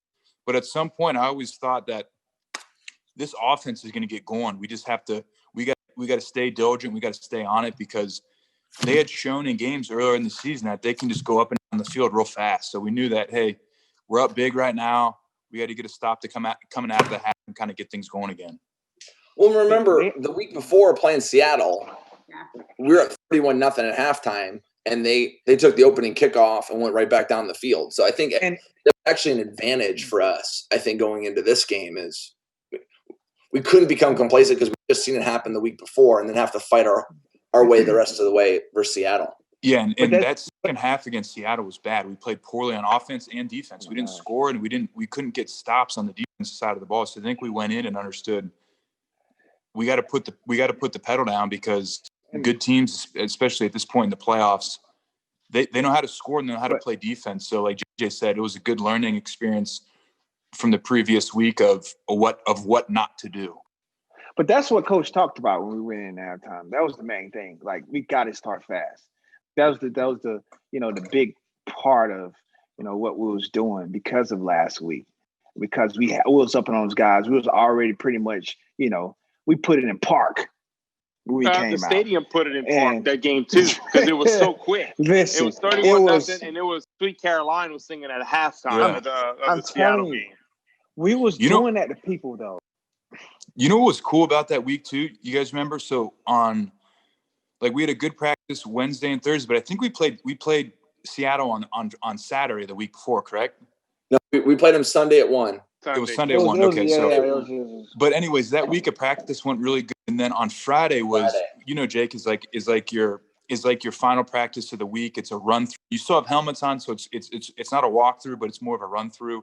And there's a lot of nervous energy going into that game, because everybody understood they got dudes on defense, they can score points on offense. We're at home, NFC Championship game, a lot of excitement. And there was some nervous energy going on at the practice. And I remember it was a cold day and it was snowing when we got there. And then we showed up outside, and we've got 3 practice fields that we can use. And 2 of them, the ones that we practice on all the time, they're like unbelievable grass. They do a great job with it. They were covered in snow, so we couldn't plow them or else it would have ruined the field. So we had to practice on the turf field. But it was snowing so hard that what they would do is they would shovel. They had a tractor that had a snow plow on the front of it, and they plow one side of the field off at once. We practice on that side, and while we were practicing on that side, they would plow the other side off. So we'd flip flop, and just the snow and the energy. I think the snow kind of helped guys relax and give guys like a calming effect. And we had a really good practice. It was one of our best practices, honestly, of the year. I think guys were excited. The snow brought almost a distraction from what we were trying to do in a good way. I don't know if you guys felt the same way, JJ and Josh, but I kind of felt that vibe. I dressed up like a abominable snowman. But it was kind of fun though. I thought it was fun. Yes, it was. We was running around. We was making snow angels. People was actually they was getting with it, and it was just cool to be in snow, playing in snow for the first time. Like you was practicing. We never had that. We never went that far to do something like that. When y'all were talking, and when you were talking to Roman earlier, you guys were talking about the practice schedule. It fit in really nicely because there wasn't a lot of room for us to work. And so one of the best advantages I think we had at that time was no one could really run and open up. So you had to be really focused mentally. Like Luke and Josh said, it was a lot of fun. But, at most there was 30 yards of field to work with. So you'd start practicing between the goal line and the 30, and they'd take the snowplow to the other side of the field and start plowing 20 yards. So it fit in well with that whole second half of the season where we really weren't doing a lot of physical practice late in the week. We were in the convention center. We were doing all kinds of crazy stuff. But I think it helped keep the guys' legs fresh. And like Roman was saying, we were winning. So whether it was superstition or it was a good plan, we just kept going with it. I think it helped guys on Sundays. Absolutely. We're going to welcome a surprise guest. We got Derek Anderson joining us. And I for the rest of you guys too, Luke, Josh, JJ, I know that you guys all have practice in the morning. So whenever you need to go, I don't want to keep anybody here past the time. But Derek, welcome. Bring my guy, DA. How you guys doing? DA, what's up, dude? Hey. What's up, guys? DA, what's up, buddy? Jake, what's good, buddy? How you doing? Where are you at right now? You look like you're in some nice weather behind you. Flagstaff, Arizona. Nice. Oh, okay. Wow. All right. Yeah, it's light over there. Yeah. Did you play today, DA? No, I didn't really do much. I did about 40 push-ups. That's it. I wasn't expecting that answer, to be quite honest with you. That's an honest answer. That's literally all I did today. and to watch kids Well, ride little motorcycles around. That's awesome. Well, so tonight we're watching the replay of the NFC Championship game when the Panthers beat Arizona at home. And so we've had a bunch of different guests. Jordan Gross started out talking about on the sidelines. And we compared teams, our 03 Super Bowl team and this 15 team. We were trying to compare who we thought might have had the better team. And I think Jordan and I both maybe agreed that the 15-1 Panther team was pretty special. And they were just a different football team than maybe we were in 03. Roman Harper came on. He talked about the game. And I had no idea. We found this out tonight that he had an eyelid kind of get loose in the game because Luke it was his cornea. Yeah, it was like his cornea or something. Yeah, friendly fire from good old Luke. And then Stewie comes on, and we find out that, well, Stewie said, I had some feet issues that year. And I said, no, you had feet issues from the first year you were drafted with us. But then he talked about how Roman Harper bought him a foot massager during the course of the season and had it in his locker. So they had a special moment talking about that. And then Josh Norman comes on, and in case you didn't know, Josh's confidence does not waver. It has not gone down. It is still continuing to rise. And then Luke and Josh have kind of gone back and forth. And then, we had to throw in the token special teams guy. So we got JJ in here to make sure we had any trivial pursuit questions we needed answered. And now we got you. So my question to you that year, so going into this game, Cam, they showed a stat at the beginning of this game. The 9 games prior to this, he had 22 touchdowns and 1 interception. When did you know, being the veteran, was it at camp, early in the season, middle of the season, that, okay, well, this is a different team and Cam's seeing the game different than he ever has? When did you know? Probably honestly, during camp was okay. I wasn't like anything stellar. I think guys maybe would agree. We had a couple, competitive days, but I didn't think we were really playing like we were capable of coming out of camp.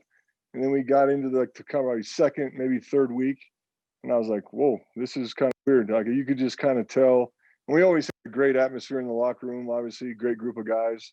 But things started to come together, and different guys made plays every single week. And then I think kind of every week we kind of just raised the bar, and guys felt like that, that standard was there, and we're going to just kind of keep rolling. Plus, it was important. We had a pretty good thing going, JJ. I can't see it, but I think you're on here still. Yeah, I'm here. Still here? Yeah. It was partially our car rides to the stadium. Absolutely. Monday. I mean, there were some important things that had to go on. I had to drive through a couple barriers on the way to the stadium. There's just certain things that you have to do to keep a streak like that going. Absolutely. A few traffic laws may or may not have been stretched. Yeah, one particular. Oh, you like this one? So for this game, this is when I did it, wasn't it, JJ? Yeah. So we'd done it for every week since the preseason. You go down to right there where you're coming right on into the stadium, and early in the season it was just an easy right. There was nothing blocking the road. Every week it became more cops. It became more barriers. Finally, we get to this before this game, and there's 5 cops, barriers on the sidewalk. I'm going over this sidewalk, guys. This is where I gotta go. And I can't remember if it was Luke or Ryan that got out and asked me and explained to them, we have to go here. And they had the huge podium thing set up in front. But yeah, it was a great group of guys, and obviously we gelled great, and moments that none of us will ever forget. DA, didn't you? I felt like it was kind of the major game, but I think everything changed for us as a team out of the bye when we went to Seattle. I don't think we were 4-0. We were good, but we hadn't played great. And now last 8 minutes of that Seattle game, I think we all looked at each other like, oh my gosh, we got something. I couldn't agree more. I mean, that was a huge one, just especially the battle we had with them kind of over the years, and to kind of put things together and play well, right? I mean, it's kind of things kind of lined up, and I think that game gave guys a ton of confidence. I got to say, for anyone who might be on their phones, I don't know how many people you can see, but Charles Johnson has entered the chat. Oh, my God. Oh, wow. Chuck, you're the new coach at Charlotte Country Day, right? The grade school coach? Yeah. Let's go. You guys got the wing tip going? Let's start at the bottom. Gotta Coach start your at the bottom. wings. Oh my gosh, Chuck. Are you the head coach, Chuck? Yeah. Oh, Who's the wow. OC? I need to know who the OC is. Yeah, I need one. Let me send you a couple plays. Yeah, I need that, DA. Help me out. Oh my Texas route God. always works with the little guys. Yeah. Man, Look at the crazy. kids. You know, kids easy to persuade. Oh my gosh. This is absolutely incredible. Rewatching It's wild. 2015 NFC Championship game with by far the most people we've had on throughout this entire broadcast. So Jake and I have been here the whole time. Now we've got JJ, we've got Luke, we've got Josh, Derek, and now Charles. Or as everybody calls you, Chuck. DA out there just chilling in his backyard. Like it ain't nothing back there. He said He he's did done for you. I got a beer right here, but I'm not sure I can have a drink of it on this. I do it. All right, dudes. Well, I'm gonna head out, guys. Look, I got one question to Everybody. ask you real quick. Hold on, What's Luke, that? one question to ask you. I kind of heard through the grapevine, and I don't know if you can share much. Had Coach Rule ever referenced this 2015 team yet, this current Panther team? Yeah, he has. And you're not going to give us any more? What's that? You're not going to give us What did any he more? say? Just talking about how just the effort we had in training camp, and that's where your team starts. Is you got to start when things don't seem like they're always super important. You're not getting ready for an opponent. You're especially this year, you're not getting ready for preseason games. It's important because this is how your team is made, from toughness and like we've talked about, and you can probably tell, this is where your relationships are made. And practicing hard isn't always the easiest thing, but it's one of the most important things, because you can't replicate game reps, but you can get as close as you can in practice by playing hard and playing fast. And that was something that we took a lot of pride in. And I think it took us a long way that year of just treating practice with respect and treating it how we should. And that was practicing hard, doing what we were supposed to do. And I think guys were always trying to improve at practice. If there was a special teams period, guys were on the side working, trying to find ways to get better. I know Thomas and I always worked on stuff, and it was a lot of fun because of the guys. And I think the guys all motivated each other in different ways, because if I saw Charles working hard during a rep, and you go back and watch the tape and be like, look, Chuck was working on that play and I was kind of dogging it. You see, like, Chuck's taking it serious. I got to take it serious. And I think everybody kind of built around that all these guys are working hard. I don't want to be the one guy that's not working. I think that's kind of what he was referencing. Great example to set, no doubt about it. Yeah. All Well, right, thanks, Luke. We appreciate it, man. Yeah, you guys have a good one. one. Hey, man, y'all keep it going down there, buddy. Yep. We'll see you guys. All right, Luke. So, Charles, Jake here, did you take any notes? I mean, you're a head coach now. I mean, did you listen to what Luke said? Have you taken notes? I mean, how are you addressing the team? Are you bringing any old coach speak that from your high school, college, pro coaches? Do you catch yourself saying that at all to your team? Nah, so we haven't started up yet. North Carolina ain't moved into that phase 4 yet.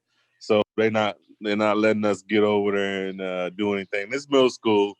So I'm not going too hard. I'm not gonna go too crazy with the NFL stuff. Guys like that. Me, I'm gonna just, I guess, bring my type of flavor. I got an OC. We got guys that are gonna help me out. But really, I'm just excited just to kind of spread the knowledge and see what I can do. I feel like coaching, in the future might be a thing of mine, and I think starting off as a middle school coach, you know what I'm saying, and volunteering, doing my work, I think it's a perfect fit for me to just start off. I know those kids are so excited to have you too. I mean, think about having you as their coach. That's awesome. I feel you. Yeah, that's great. I got a question. I was we had all the different guests, and it just seemed like from the opening kickoff, JJ was wrong, by the way. The Cardinals got wrong. the football. Yes, it you were hurt me. wrong, JJ. Sorry. Yeah, so the Cardinals did get the ball first, and then 3 and out, and Panthers get the ball. And in essence, it was almost total domination. When did you know during the course of the week, leading up to the game, first quarter, second quarter, like, we're going to win this game. There's no doubt. Josh said he knew on Wednesday from the meeting, of course, but what about you? What was your thought process? I think that we had it in our mind like earlier that week because back then we was holding ourselves accountable like during the week, and you can just tell like our practices were different because we was holding ourselves accountable to like the small detail things. And I went from like the small details things from like running on the field when offense goes out, when defense goes out, or staying behind the line just for just not to give more space. It was just a small things that we was working on and those detailed things, and you could just tell there's a difference during the week. And I think the game just flowed well. The game just flowed like it's supposed to. It was a good game plan. The atmosphere that had to do with it, everything around it was a plus to it. But I think during the week that was made up. I don't know if you can watch the game here, but did you just drop into coverage from the defensive line position? I done dropped a couple. INTs. I ain't gonna lie. I ain't gonna tell a story about that. I done dropped a couple. You look good though. You flipped your hips and you tried to flip them back the other way. You took time off the clock flipping them back the other way, but that's all right. They look good. Chuck, I want to ask you about Josh, and all of you. With Josh, this being such an incredible year, when did you know that this was going to be a special year for him? Was it the fight at camp? Oh no! We talked about that earlier. Me and Josh probably already know what I'm gonna say. Me and Josh had a little altercation in practice, right? So Josh, McDermott, teams were trying to make corners play one-on-one, and hit the corner on the side. They block us up and make the tackle one-on-one. So Jano, sometimes where Jano wouldn't come up and fill his outside gap. And so I said something to Jano, and we kind of had an altercation about it in practice. But after that, I kind of seen it. I seen it flipping him because he's seen how I wanted to hold him accountable, and it was in a good way. But certain reaction, you know how it goes. You need a moment, you react different. But in the long term, I could tell that he's seen how I wanted to hold him accountable because teams were trying to make our corners play one-on-one. You as tough as your defense is gonna only be as tough as your corners are. Okay, DA, going against this defense every day. Running scout team, and I know you're running cards. How difficult was it compared to all the defense you played against? Or did you have success against them? And if you did you kind of talk a little noise? Did you really try to get after them, and did they practice? What kind of level was the practice every day? You already know. That's a false. Hey, did you watch it? Hey. Hey, wait, guys. Peanut just got here for everybody, so we're on cell phones. I don't know who can see, but we got to welcome Peanut here. Nut. What's up, everybody? Peanut. What's up? Nut, TD. You gotta hit the TD. You gotta hit the TD. You gotta hit the TD, Nut. You gotta hit the TD. Man, I just got on. Let me warm up to doing the TD. What's going on, everybody? How you doing, Charles? We're doing great, and we've had some great guests. We've had Jordan Gross, Roman Harper, Stewie. Josh was a surprise. JJ, Luke just got off. DA's a surprise. Charles is here. But it's funny. Everybody came on, and the two defensive backs, both of them have on muscle shirts. Really? Really? Two defensive backs, both of them wearing muscle shirts. Hey, I'm just trying to let y'all know I let y'all know I still got it. We didn't make this up. I think we just, this is how we feel at night. Pretty boys, man. Pretty boys. Exactly. So, Derek, back to practicing against this defense that year. What was it like week in and week out? And was it that way in camp, or as the season progressed, does the confidence built on this team? No, it was that way in camp. It started like that. I was like, okay, we're gonna be pretty damn good. Like I kind of got. I think I threw 5 picks in the first 3 days of camp. But that, camp happens like that. But then I just kind of took pride in making them work during the course of the week. You know, like not necessarily throwing it to the guy that's circled every single time after they already walked through the dang plays 3 times. Yeah, I mean, I really did enjoy it, and it was, you know, one of my, you know, favorite things to do is kind of, I mean, I would even go ask, you know, Sean or Stokes or whatever, you know, all those dudes, like every week to say, hey, where do you know, what are they working on? Who are they going to try to kind of take advantage of? And trying to go out there and do that during practice and make it hard on them so that during the course of the game, things just happen faster for them. This group I could definitely vouch for that. DA definitely took pride in trying to scorch us in practice and all that. But it was fun though. He made it fun. He challenged us. He was trying to torch us. That's what he was trying to do, but it That's what he backfired. was trying to do. It backfired a lot of times. I got you. It made us better. Times. It made us better though. Yeah, I appreciate that. Josh just liked to sit in quarters and he would just lay back there in the weeds until he was ready to jump something, and then he would jump it, and then he would get it. Something would happen. But hey, Peanut, you were on some really good football teams throughout your career. Super Bowl team in Chicago. Obviously, more of a defensive team in Chicago. I think we all know that. How would you compare this 15 team to any team you ever played that you ever played with in Chicago? And is the 15 team the best team you've ever been a part of? It's one of. I'd say the 2006 season team when I was in Chicago, and then the 2015 season. I think they're neck and neck. They're 1-1. The one thing that both teams had in common were the players, the locker room. Our locker room 2015 was great. We didn't have any cliques. Everybody got along offensively, defensively. We challenged each other. Like DA was saying, he took pride in trying to torch us. And as defensive players, you know, he didn't just, this is you know, I'm on the, not the practice squad, but I'm just looking at the card scout team. I'm gonna just pick the guy and throw it to him. He would go off script several times and try and make us better. And I really do applaud him for that. Being a vet, some guys could go in and take that job like, why am I doing scout team? But he really, in my opinion, he showed a lot of leadership. And he showed what a true vet, a good team player is supposed to do. And he played to his role, and I think that really helped us. I think that really helped us defensively. And you saw what we were able to do offensively, defensively, special teams. I mean, it was just, we did that week in and week out, day in and day out, every single Sunday, every single game. Well, Peanut, I got a question for you too. JJ, I know you got to get out of here. You got practice. Thank you so much for being here with us. This was a blast. Thanks for having me. Don't let Charles get off without letting him know about how much money he made using me on Papa Shot. All right, we'll bring that up. JJ. You my guy, JJ. See you, buddy. Bye, JJ. Good luck.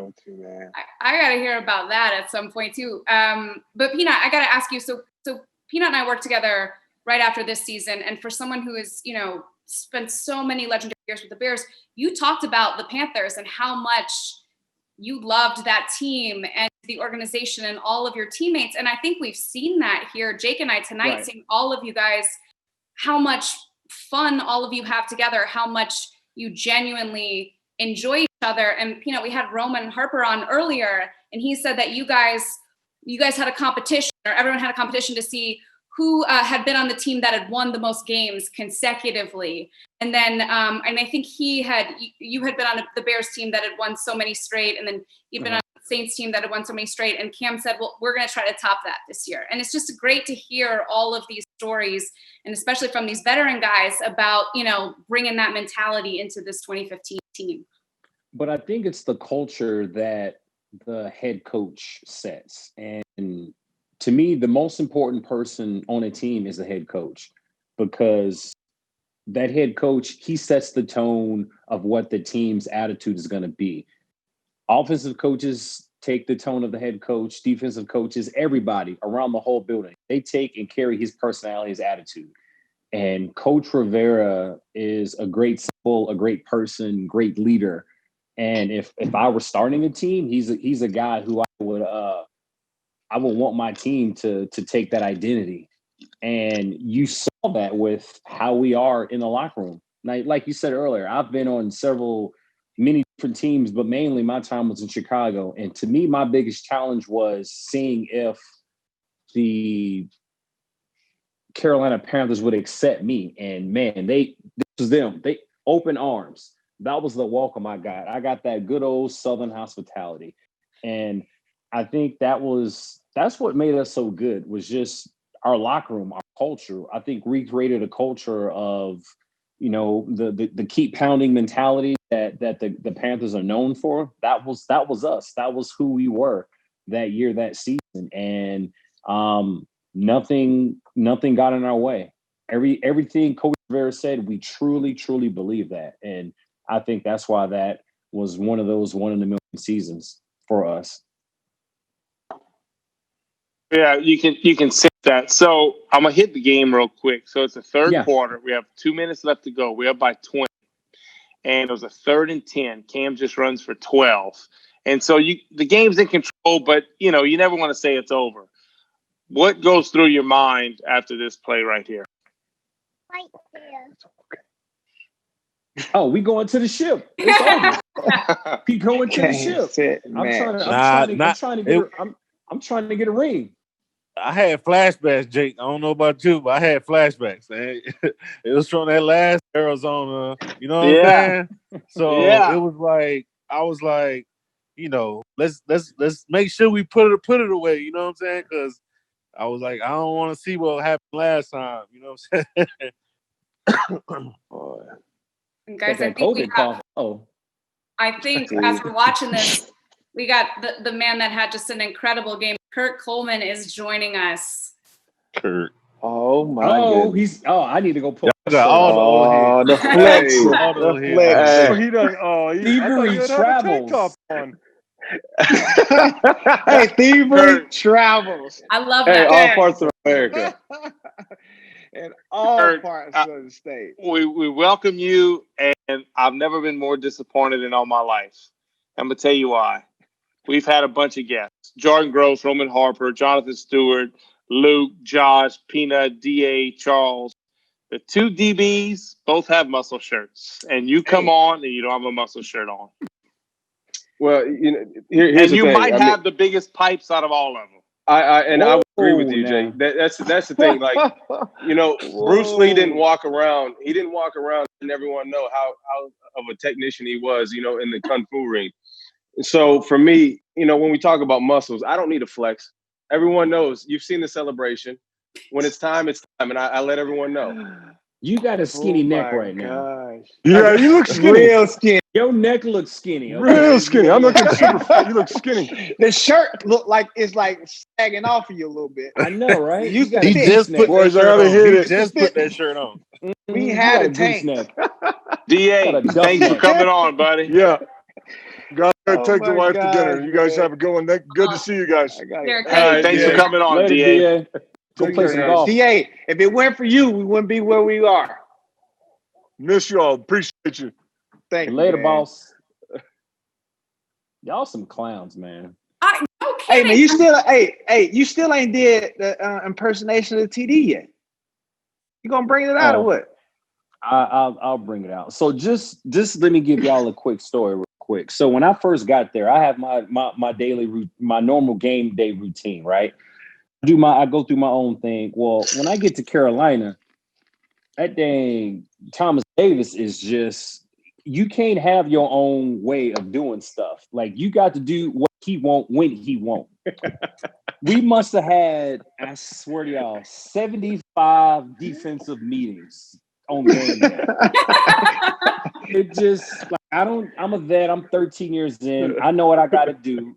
Yeah. I'm sitting there trying to get in my zone, and it's like, what was the first thing? He was like, team prayer. Like, we do a team prayer. So I'm thinking everybody go to shower.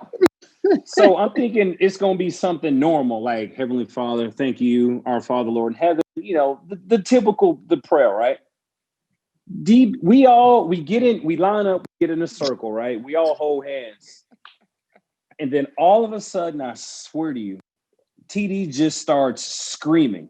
And it scared me because my eyes are closed. And I'm sitting here like this, and he goes, "What the world?" He's literally screaming. And then we I guess we have to repeat it back. We say it. And he's going on. "I can do all things through Christ. Anything of just," he's screaming, spitting coming out of his mouth. And I'm sitting here with one eye open like this, like, man, what in the hell is going on right now? This dude is possessed. And then he finishes the whole prayer. And then he always let JJ finish up. "All right, JJ, let him take it from here, JJ." Then JJ will finish the prayer. And then I'm thinking we're done. Then there's there's a defensive meeting.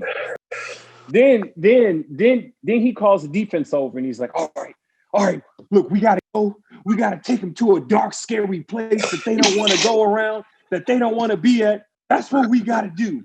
And all the while, TD got a list. I don't think y'all know that. He got a list. He got a little list going on. So he says a little bit more, does a little bit more. I'm thinking we done, right? No, just as we get ready to go out, there's like one more meeting that we got to do and break down. It just was a bunch of damn meetings that, in my opinion, weren't quite necessary. They weren't necessary, but hey, and I'm a team player. It's his team. He got that C on his chest. So I'm just a visitor. This your team. I'm gonna take my place, man. So you weren't the only one tired. You wasn't the only one tired. I just was oh my God. It just was. I remember the first time Jared Allen got there and we did the team prayer. I said, "Jared, watch this. It's about to go down." And the whole time I'm holding Jared's hand and I'm looking at him like this, just waiting for him to open his eyes and go, "What in the heck is going on?" He literally did the same thing. After that first game, Jared goes, Hey, Nut, what's with all these damn meetings, man? Good Lord. Why do we have to meet so much? I was like, hey, man, we visitors right now. It's TD team. Just go with it. I said the same thing. Cortland Finnegan said the same thing when he came during the season. Yeah, man, that was TD though, man. I love him though, but he goes, hey, you should talk to the Washington Football Club. They I almost slipped up. The Washington Football Club gonna say the same thing. They'll be like, "Dang, dude, why we got all these meetings? We finna go play a game." It works though. I mean, it worked that season though, right, Tina? Yeah, it did. But he had every season before that though. What you mean? Like I said, it was his team. I didn't challenge it. I know my place. I fell in line. I'm a good vet. I fell in place. I did what I had to do. I had 11 years of work breakdown, so I got tired of it. I got tired of it. It worked. All right, it worked though. I'm gonna hit to the game real quick. So defensively, I know lights out. Offensively played well, but you guys on defense held Larry Fitzgerald to how many catches? How do y'all remember? He dropped. I know this. I know he dropped his most. He dropped more passes in this game than he ever did in his career. He was scared. Yeah. They ain't had him with a total of 100-something yards, so he couldn't have caught that much. He was thrown to 7 times, 4 receptions for 30 yards. Kurt, what was the game plan? Was it to take him away? Was it to attack Carson in a way? What was or control David Johnson, make them one-dimensional? If you remember, what was the game plan that week? Well, I think we always started off saying, like, we had to be able to stop the run. David Johnson was a good running back, but I think at the end of the day, we knew with Bruce Arians and Carson Palmer, their game plan was to attack everybody deep and try to make the big plays. So although, Larry Fitzgerald, he may end up with 10, 12 catches a game, it's really only 7 to 12 yards a pop, per his reception. So the big play was John Brown, down the field, and then obviously they had Michael Floyd. But realistically, we knew going into that, and I thought Steve Wilkes and McDermott did a great job saying, "Look, guys, we don't give up anything deep. These guys don't stand a chance." And when we knew we could get the pressure on Carson Palmer, and we felt like, I think the game before too, I mean, they squeaked by with a win, and we knew that when it came down to a pressure type situation, they were going to fold. So we felt very confident that we would be able to get the pressure that we needed with a couple of our different packages. And then whenever we had a chance to throw it deep, I mean, we were going to blanket these guys. So I felt very confident going into it. And I thought between the defensive line and then the back seven, I thought we executed it flawlessly. Yeah, our front was missing. I think we did have the best front that came off the ball that year. I mean, we had 40 sacks, Charles. It was 40 sacks or something that year. I don't know. Something like that. It was number one in the NFL. Number one Yeah. in the NFL in sacks. Yeah, like KK was just balling that year. KK had crazy, an amazing man. year. It was crazy. It was phenomenal. Them and Star, and then CJ off the edge, man. It just, I mean, it worked out. Even Wishcott had a great game, man. He had good games. Jared when he came in, man. Oh yeah, no, Jared, yeah, man. He was showing up big for us down the stretch. So it worked out perfectly. So we're getting close to head to the fourth quarter of this game, and Luke, when he was on earlier, we talked about his interception return that we're going to see shortly. But Kurt, you had a big interception. But Luke was explaining how they ran that particular play. He recognized the set, the 3-by-1 set where they ran all curls, and he said it was the same formation, the same people in the same spots. We had the right defensive call, the down and distance. And Luke said, "I screwed up. I didn't get there in time." So sure enough, it comes up again. I see it. I know it's coming. Everything's the same down and distance. He said, and I jump it and I get it. You have the huge interception right before half because they could have given them some life. Was that a play y'all had seen on film? Was that something that you knew, or was that just a reactionary play and you made a play on it? No, we had seen that play on film. We called it levels to the inside, and they try to run the dig in front of me. And basically, you run the dig, and in a quarter system, the quarterback should be reading that safety. And if he bites on the dig, then you're throwing the post. But if he stays high in the post, you got to be able to look somewhere else. Unfortunately, like I said, going into this, though, we knew Carson was greedy, and we knew Bruce Arians wanted to get some points on the board, especially going to halftime. So for me, I was saying everything in front of me I'm okay with, but nothing behind me. And I thought Rob McClain did a great job staying on top in the quarter system. But then for me, I'd try to bait him a little bit, but realistically, because of the window, I knew I could play both of those routes with my depth. And, Carson put it up there just enough for me to be able to jump up and get it. But I felt good throughout the day. I think I could have had one more, and I know we had, I think, 4 picks that day. But realistically, yeah, we could have had 6, 7, easy. And that's really the testament to the guys that we were playing. Those guys, like I said up front, did a great job of being able to get. They rattled them from the get go, and Carson's a good player. But I felt like, and I think we felt like was past tense. He's out of there. Past tense. When I played him in 2015, he was a good player. But I didn't think that when it came down to pressure type situations or big time games, he was a clutch player. And we needed to rattle him early, and we did it all game long. But you was remembering that. But you was remembering Wills was telling you, man, he see ghosts, man. Like when that front got to him, shoot, he just started seeing flashbacks. You get to him early. I mean, they knocked on his door quick. It's hard to play on your back. Definitely hard to play on your back. Harper was on earlier, and he said that he had told you guys all week, like, talking about Carson in big games and be ready for it. And it felt like you guys, I mean, you had him from the beginning. Yeah. Like I said, the line got to him. I'm telling you, they got to him early. And that's what really had him shook, because the thing is, we knew when he had pressure up in his pockets, he was going to be that guy where he was not the same. He didn't play the same. Like when he was at his best, when the pocket was clean and he could step up in his throws, he could not do that. They end up, the boys up front, KK, and started a hell of a job just like creating havoc. And then CJ coming out the edge. It was pressure the whole night. Coeli got in on it. It was a lot of pressure that they was like forced, that just made our job in the back just sit back there and just watch them. We just broke like everything we saw, and we worked in practice. That's why I said Wednesday, we already knew what the game was going to be like. Yeah. So it really was. And I y'all tell me if y'all remember this. It was because we had a big snow in Charlotte that week.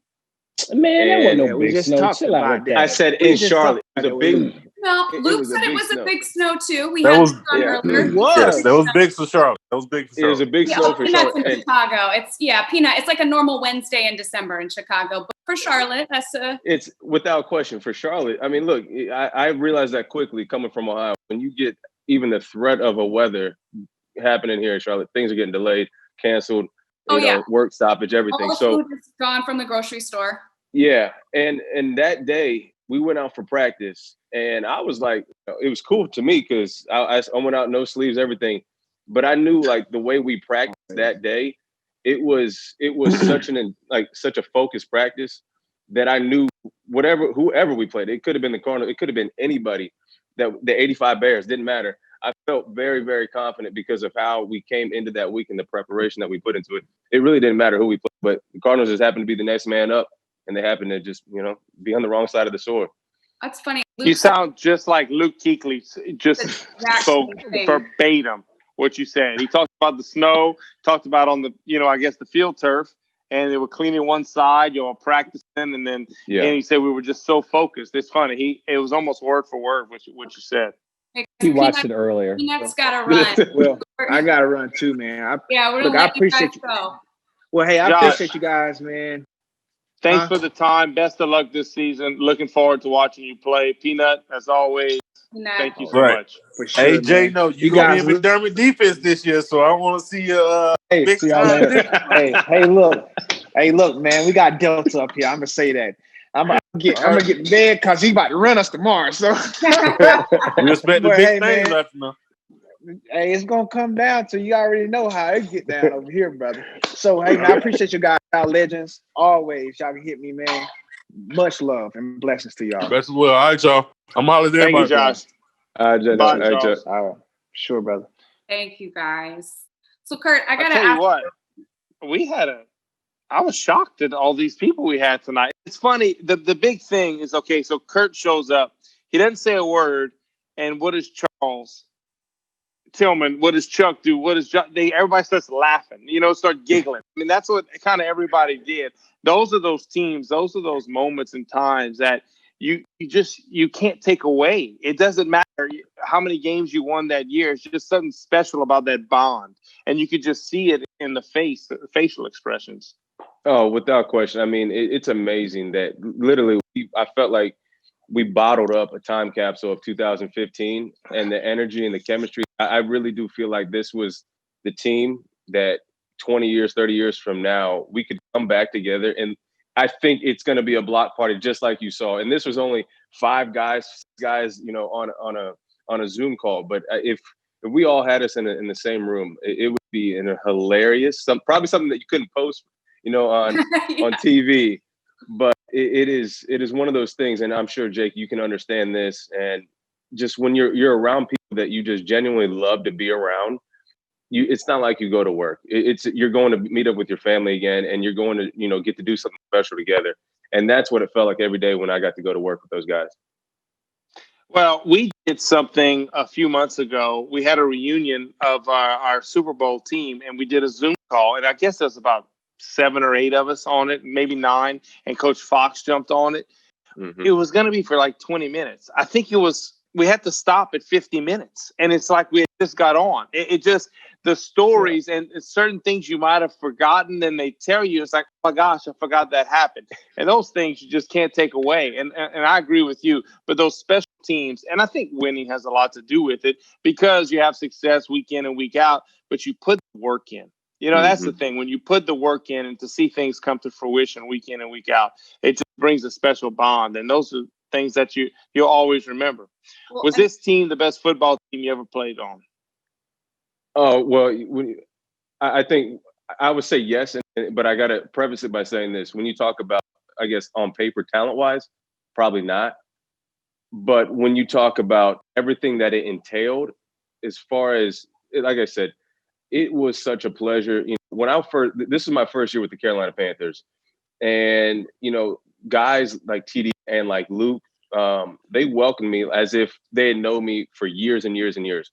And when you come into an atmosphere like that, with the guys that have been there for such a long time, or that had the prestigious name and the accolades that Luke had, and they say, look, anything that you need, just ask me.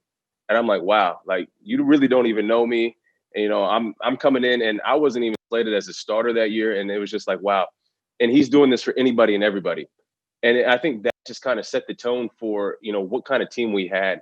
And I'll tell you what, I mean, there's nothing like, you know, playing with those guys. And I can always remember and look back. And I try not to take myself to 2015 too often because, you know, it always leads me to the same spot and I get frustrated at that spot. But I have to fight that and say, you know what, everything else, though, was such a magical ride. And I'm so grateful and thankful for that. And the memories that were created, the friendships that were just bonded through the fire and forged. And so I'm very thankful for that year and the memories that I created with my family. I mean, Charlotte was never a destination that I planned to live at and to continue to raise our family here. But we fell in love with the area. We fell in love with the people, the energy, and the communities here. Well, I know what you just said about, you know, you try not to go back to this because even despite what an incredible year it was, I get how, you know, it obviously didn't end the way that you guys as a team wanted it to end. But are you able to appreciate this game and your performance in this game for what it is? I mean, 2 interceptions. We got to the first interception. We haven't even talked about the second one yet. We got to have you break that down too. But at this point, are you able to look back and say that was on that stage? That was an absolutely incredible performance by me. I'm very grateful for that, and I'll never. I try not to look at myself in that light, and I think a lot of great players try not to focus on what I've done right. I really focus on the things that I could have done better, and it's probably a flaw, but it's what's made me who I am. And I acknowledge that what I've been able to do in in a lot of games, but especially this game. But I look at it and I say, you know, Kurt, you could have made that tackle there, or you could have played that. And it's just funny. That's just the way I work and I operate. And I'm very grateful though that I like I said, I could have done it without the other 11 guys. And then, you know, Roman didn't get to play this game because of his injury to his eye. And, you know, he was such a big part for that team, but also for me personally. And like I said, when I talk about friendships and family, I mean, he's one and the same, and his family became my family, vice versa. It's just amazing how, you know, you take something and it just grows and it multiplies.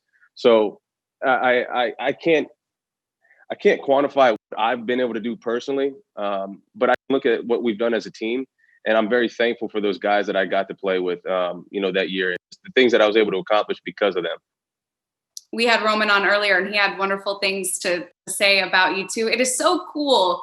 And Jake, I know you talked about, you experienced it with that 2003 team, but just like we said, seeing all of you, and some of you I'm sure haven't seen each other since this season ended, just everyone getting together. Josh Norman, he was a surprise guest and he was here for an hour and 15 minutes. You know, he wanted you see, that was another interception I was talking about. He should have thrown about 6 or 7 of them that game. And right. I'm sorry to cut you off, but no, I'm watching it in the top corner of this. I'm like, that we were on him all game long. Sorry to cut you off. No, that's what we're here to do is watch that game. Oh, that's another one right there. Wow. Yeah, and to your point too, it's amazing. So I don't even know if I should say this, but we still have our group chat of the Thieves from this year. And randomly, you know, it's not a every week thing, but it's a random, and it could be actually the guy Peanut that we just had on here, and he'll do something goofy. Peanut is probably one of the goofiest guys I've ever been around, and yet he is so serious in certain situations, and no one would ever believe what he does post-career of football. But it is. Yeah, I worked with him for a year at Fox. Okay. You can't have a more interesting person just in general. Like you said, someone who is so serious all the time, just an incredible career post-football, and then just will do anything to scare you, to make you laugh, to do all sorts of stuff. And I love that you guys still have that group chat. But you brought up the Thieves. You know, that's such a Panthers fans love that, remember that. And as your interception is coming up here, give us just a little bit of a background on how that mentality of the Thieves stuck. Well, and I don't know if you guys have had a chance to, I mean, Trey Boston is still with the Panthers, and I'm excited to see what he's going to continue to do for the Panthers this year. But I think it started probably in training camp, and it was something that, McDermott, kind of implicated when we talk about turnovers. And I'm sure, it was something that trickled down from Coach Rivera to McDermott. And then Wilkes was kind of like, he was like the Yoshi. Okay, I'm interrupting you here. Okay. I'm interrupting. Give me your mindset right now. What's going on? We're going into another quarters. If you saw, Rob was bailing again, and he's high. And I'm just staying high. Like I said, for me, it was something like, look, we're up by 3 scores. And at the end of the day, you guys can throw first downs all day. You got to get touchdowns to score and win the game. And so, again, it was just one of those things where I'm not going to get baited on anything low.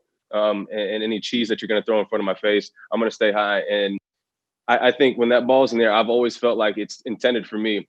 And I watched an awesome documentary about how the brain works. And Jake, I'm sure you can relate to this, and I'm sure you can relate to this. When there's a crazy situation happening in your life, people talk about it slowing down, and it's just amazing how fast your brain fires. And like this play, you watch it, and I mean, in slow mo, I guess everything looks easy in slow mo, but everything happens super fast on the football field. And it looks like I felt like I'm just playing with time, and I'm just jumping up, and it's like, wow, he really just threw it to me again. And I make the play, and he grabs my face mask, but it was just one of those things where I'm not going to get baited on anything and just try to play smart football and help the guys win. That's awesome. It's fun to relive this stuff and kind of hear the talking through. I mean, it's great we can do that. It's special. So go back to, you were right in the middle of the Thieves story and how you said around training camp.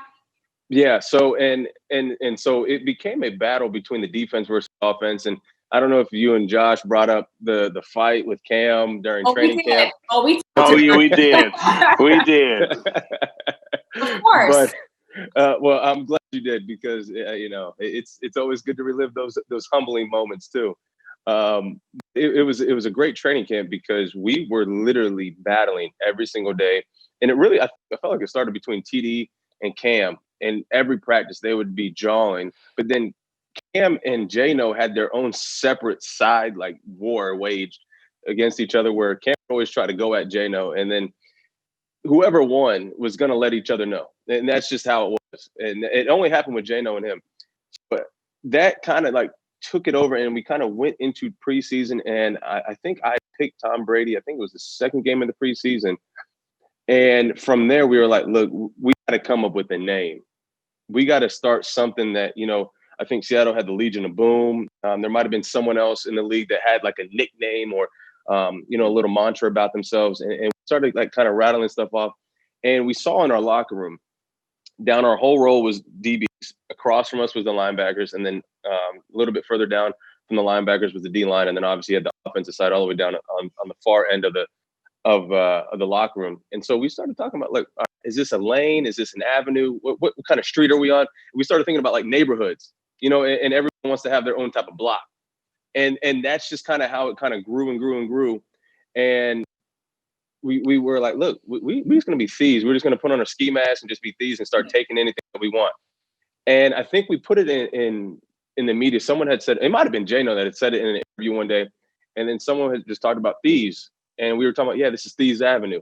And from there, we started talking about how can we make this like an LLC, a company name. And we no joke, we came up with CEOs, board members. We had customer service reps. We had people working in the sporting departments, and every guy within our DB group, they had a role within us. And it just loved it because, in order to have a great team, you can't have everyone be a star. Now, obviously, I think when you play the game, you want to be a star. But if everyone plays their role, knows their role, and understands their role, and I guess kind of lives up to that role, you talk about synergy. You talk about something that is so cohesive that you can't break.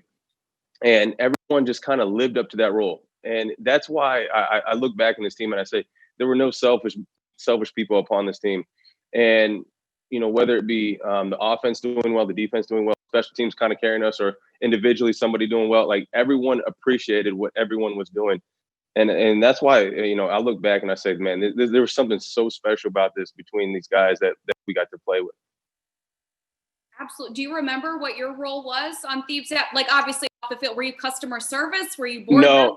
No. Well, So yeah, because see, Peanut's off of here, but we had Peanut and Roman. You know, obviously they were. I always make fun of them. They were signing up for AARP, and so well, yeah. So they were the board members. You know, you needed someone that had the experience, that had the knowledge, exactly, that you could rely upon for advice. So they were the board members of the group. I became, through I think some of the plays, you know, the president CEO of the group for that. You know, for that my tenure during the run. You know, Jano had the ability. You know, you have people that have the ability to be, the CEO and president, but they're a little wild. And so you need someone that's very steadfast and consistent. No, yeah, not Josh. And so, you know, between Jano's rants and his antics, and and I love Jano. So, you know, we always said he was an enigma because you never knew what you were going to get. And so you can't have that being your CEO. You can't. So he was our CFO, and then Trey Boston was our customer service. I'll tell you what. You need someone that can handle any situation, and he's going to smooth out any waves and any turbulence going on. You know, you need a great representation for customer service. And I'm sorry, I'm reminiscing. Yet we had Colin Jones as our hunting and sporting department. If anyone knows Colin, he loves hunting, fishing, anything in the wilderness. Outdoors. This is a video game. I mean, this is truly like a video game. Look, this was the life that we lived. We lived this, we breathed this. And then when people started sending us posters, or like they made like Thieves Avenue stuff, it was amazing. And obviously, like as we started getting closer to the end of the year, we really took on the trademark, and we really lived up to what we wanted to be. Well, and I know Trey has since elevated himself to the current CEO, and it's I got to talk to all of the guys that they drafted this year, all of these rookies, and Trey's, tweeting draft night about like the new additions to Thieves Ave. And I got to talk to them that night and say, all right, who knows about the Thieves? They got so fired up about it. And it's something that still lives on to this day, that these young guys are coming in and getting to experience and getting to be a part of, getting to hopefully live up to it. I just love that. Yeah, it's special. And I'm happy that, I'm going to have to get a new shirt that says Thievery Never Dies or something, whatever it is. But it's just, it's special because I think as a back seven and DBs, though, primarily, if you can create turnovers in the game of football, no matter what your offense is doing, you can always give yourself an opportunity to win. And I think that whatever the statistics are, but if you win the turnover battle, and if you're +1 or +2, like you're around 70 to 80% chance to win the game. That's not factoring what the special teams does, offense does, any of that. You're winning ball games just based off of turnovers alone. And this year, I think we were number 1 or number 2, along with the sacks. And you have a great front 4 and sometimes 5 guys, but then back with the back 7, with that complementary football, you're destined to have a lot of winning football games. You were topping a lot of categories that defense. You were, and then I'm watching this game, and this is the second time on 3rd and 10 plus where Cam Newton runs the ball. One is a sweep to the right, and this one is just a draw to the middle. How disheartening! It has to be so disheartening to a defense when there's a quarterback run, and it's not just a scramble play to get another first down. I mean, that's just and for you guys on the sidelines, just watching this offense eat up the clock, you can stay fresh to go out in the field. I mean, that's y'all just had the right formula that year. We really did. And I thought, when you talk about this year, and we had such a great running game. We really did. I think Jay Stu ran for over 1,000 yards that year, and that was with an injury for a couple games too. Cam obviously was the MVP. And you look at, what he did passing yards, but everything I felt like that year was complementary off of our run game. We had such a presence in our run game that if you didn't acknowledge it, we literally were just going to run the ball every single play until you could stop us. And then when you felt like you could stop us, Cam's going to beat you with his arm. So there really was a two-headed monster on the offensive side. And plus what they did really, really well, and it was something that was harped on, and I was talking about turnovers, though, they weren't turning the ball over. And when you can do that, like I said, when you had the plus turnover ratio, you're winning a lot of football games. Absolutely. So, Jake, I got to ask you, you have been We've heard all sorts of stories. It's just been so much fun. But you have been keeping an eye on this game throughout the entire thing, bringing us back to the game. Watching this and knowing your football eye, what stands out to you? It's been fun to hear what stands out to the players, but what do you notice watching this whole game back? Well, being on this call with these players, you hear the chemistry and the camaraderie, but one, the defense. I said it from early on in the game. The defense, the speed of the defense, the disguising that they did. Sean was really dialed in to what he wanted to do defensively up front, young, penetrating defense, and the speed of the linebackers. And that was the thing. You could just kind of disguise. But listen, it was the fun. I mean, as we watch it right now, Cam's dabbing, but this team was a fun football team. They enjoyed being around themselves. They embraced the challenge week in and week out. That's kind of what I see when I see this football team. And I think, right, Kurt? I mean, that's what we've talked with everyone about. You guys had fun. At least it seems that way. And you can see it from here. Like I said, all these guys on this call not wanting to leave, jumping right back in, making fun of each other.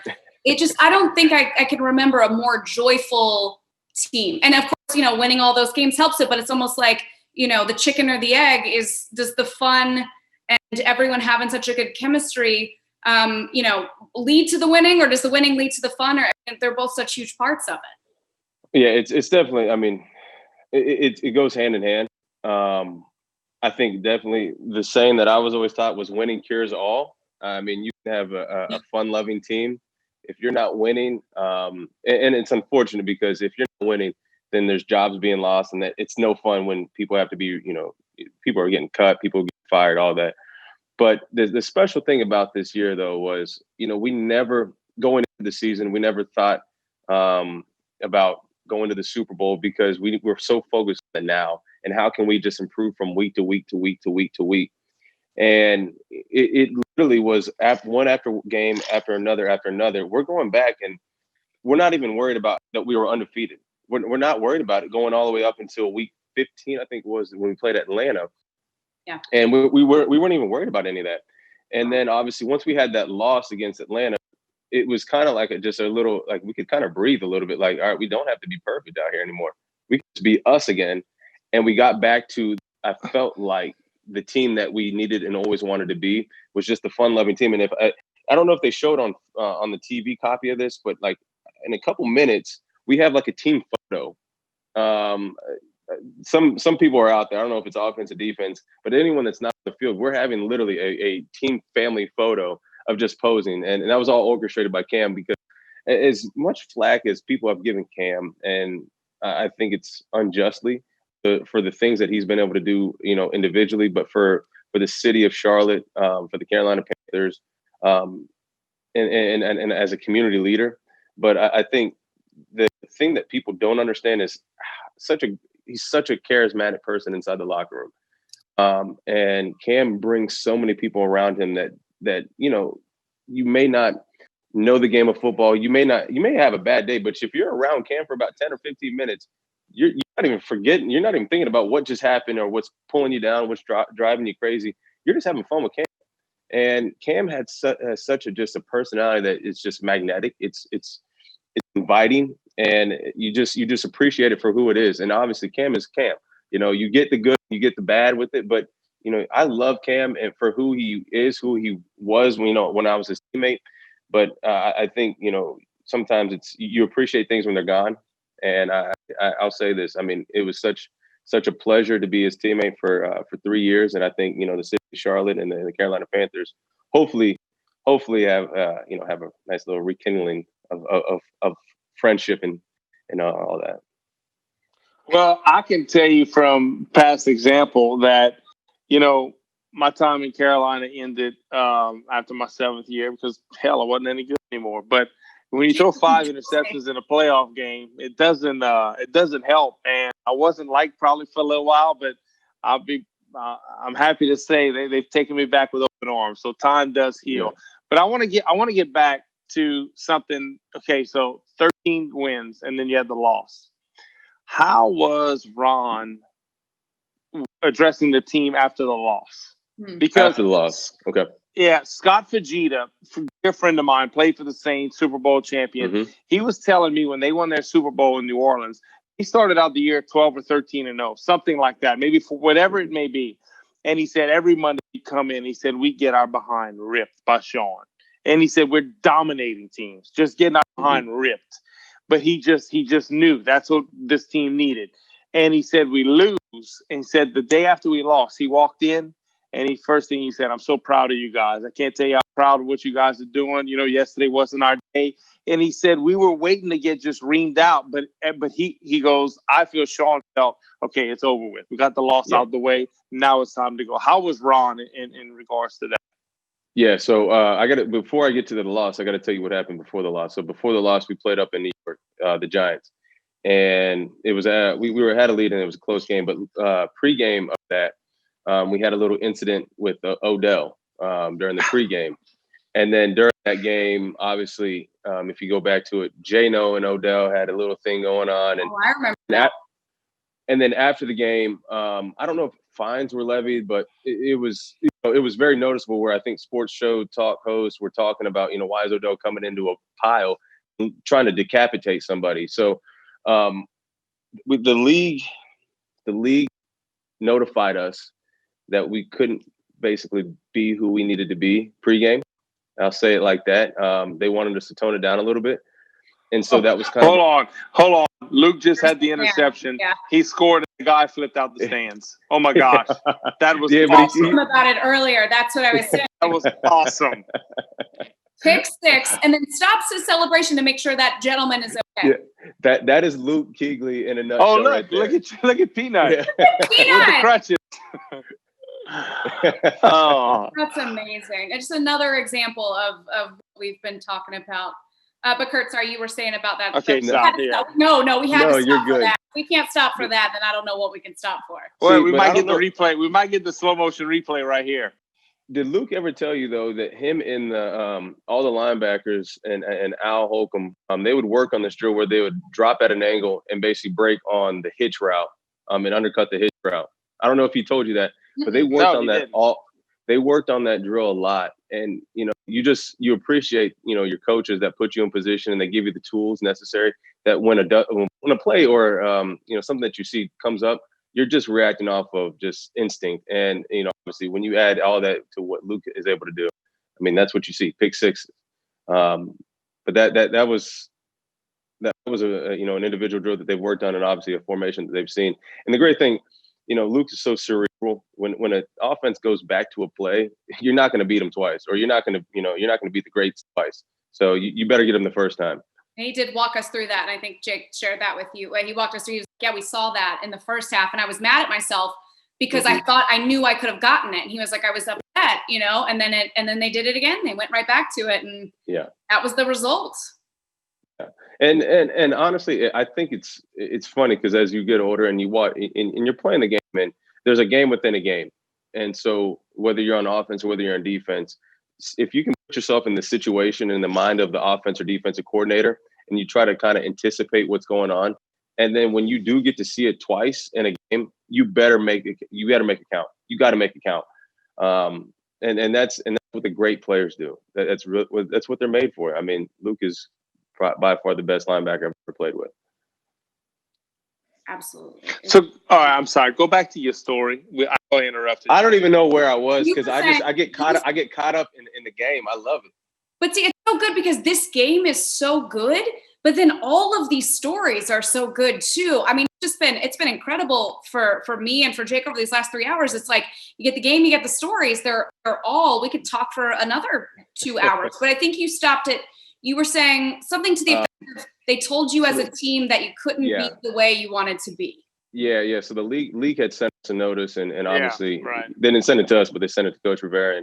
And initially, it came down to this: they didn't want us to be the pregame team that we had been, the previous 13, 14 weeks, how many weeks it was.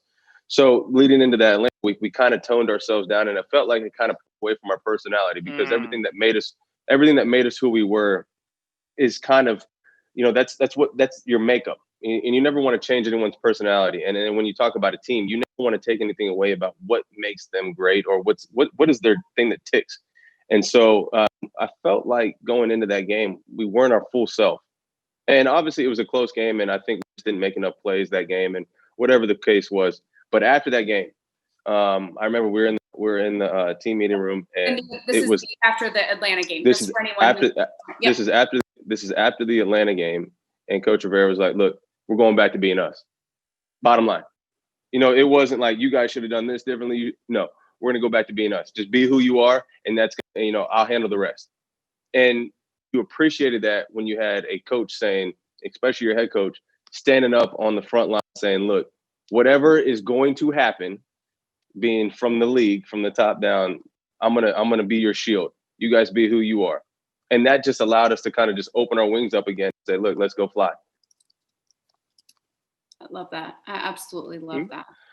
Another Thievery by Trey Boston. Yes.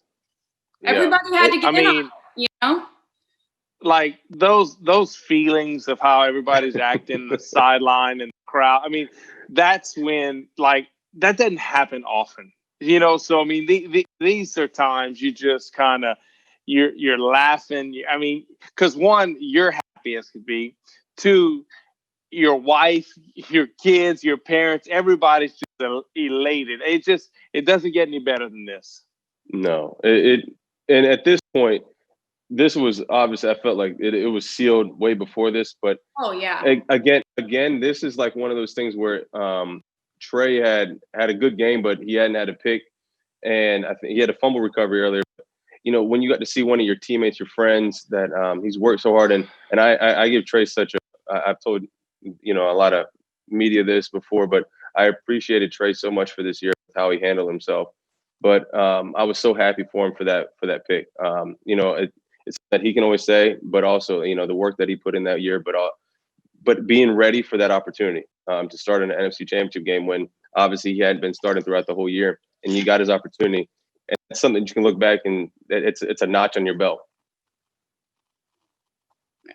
Absolutely. And Kurt, I got to tell you, I know it's getting late. We know that you probably got stuff to do, but you got to stay at least for the team photo that you mentioned. Are they going to show it? They're going to show it coming up. All so right. You got to. Hopefully soon we got it on like a sky cam. We got to see that because you're right. That's like an encapsulation of how you guys were as a team and as a fan watching that entire season. That joy just emanated from everybody. It really was. And one thing that that you could always wish, like I said, you could just bottle it up was just the energy within Charlotte. Anybody that was in the city of Charlotte, there was such a buzz and it was so electric that you could go to the Harris Teeter, and I mean, my routine was always around 5:15, 5:30. I would love to get to the Starbucks, and after a few weeks into the season, I would show up normal. I wouldn't say much. I'd say my hellos, good mornings, all that. And all of a sudden, every now and again, I'd get a free little espresso, and I'm like, oh, this is nice. But it went from like Starbucks to, if I went out to eat at Cowfish, I loved Cowfish at that time.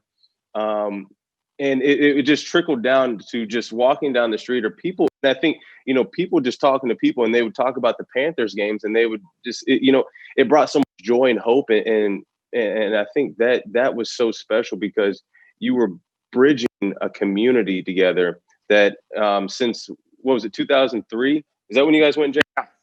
Yes, 2003. I mean, it had been such a long time, and I felt like because the Carolina Panthers franchise was still relatively young, and it still is kind of young, you didn't have a lot of homegrown people that just grew up being Panthers fans.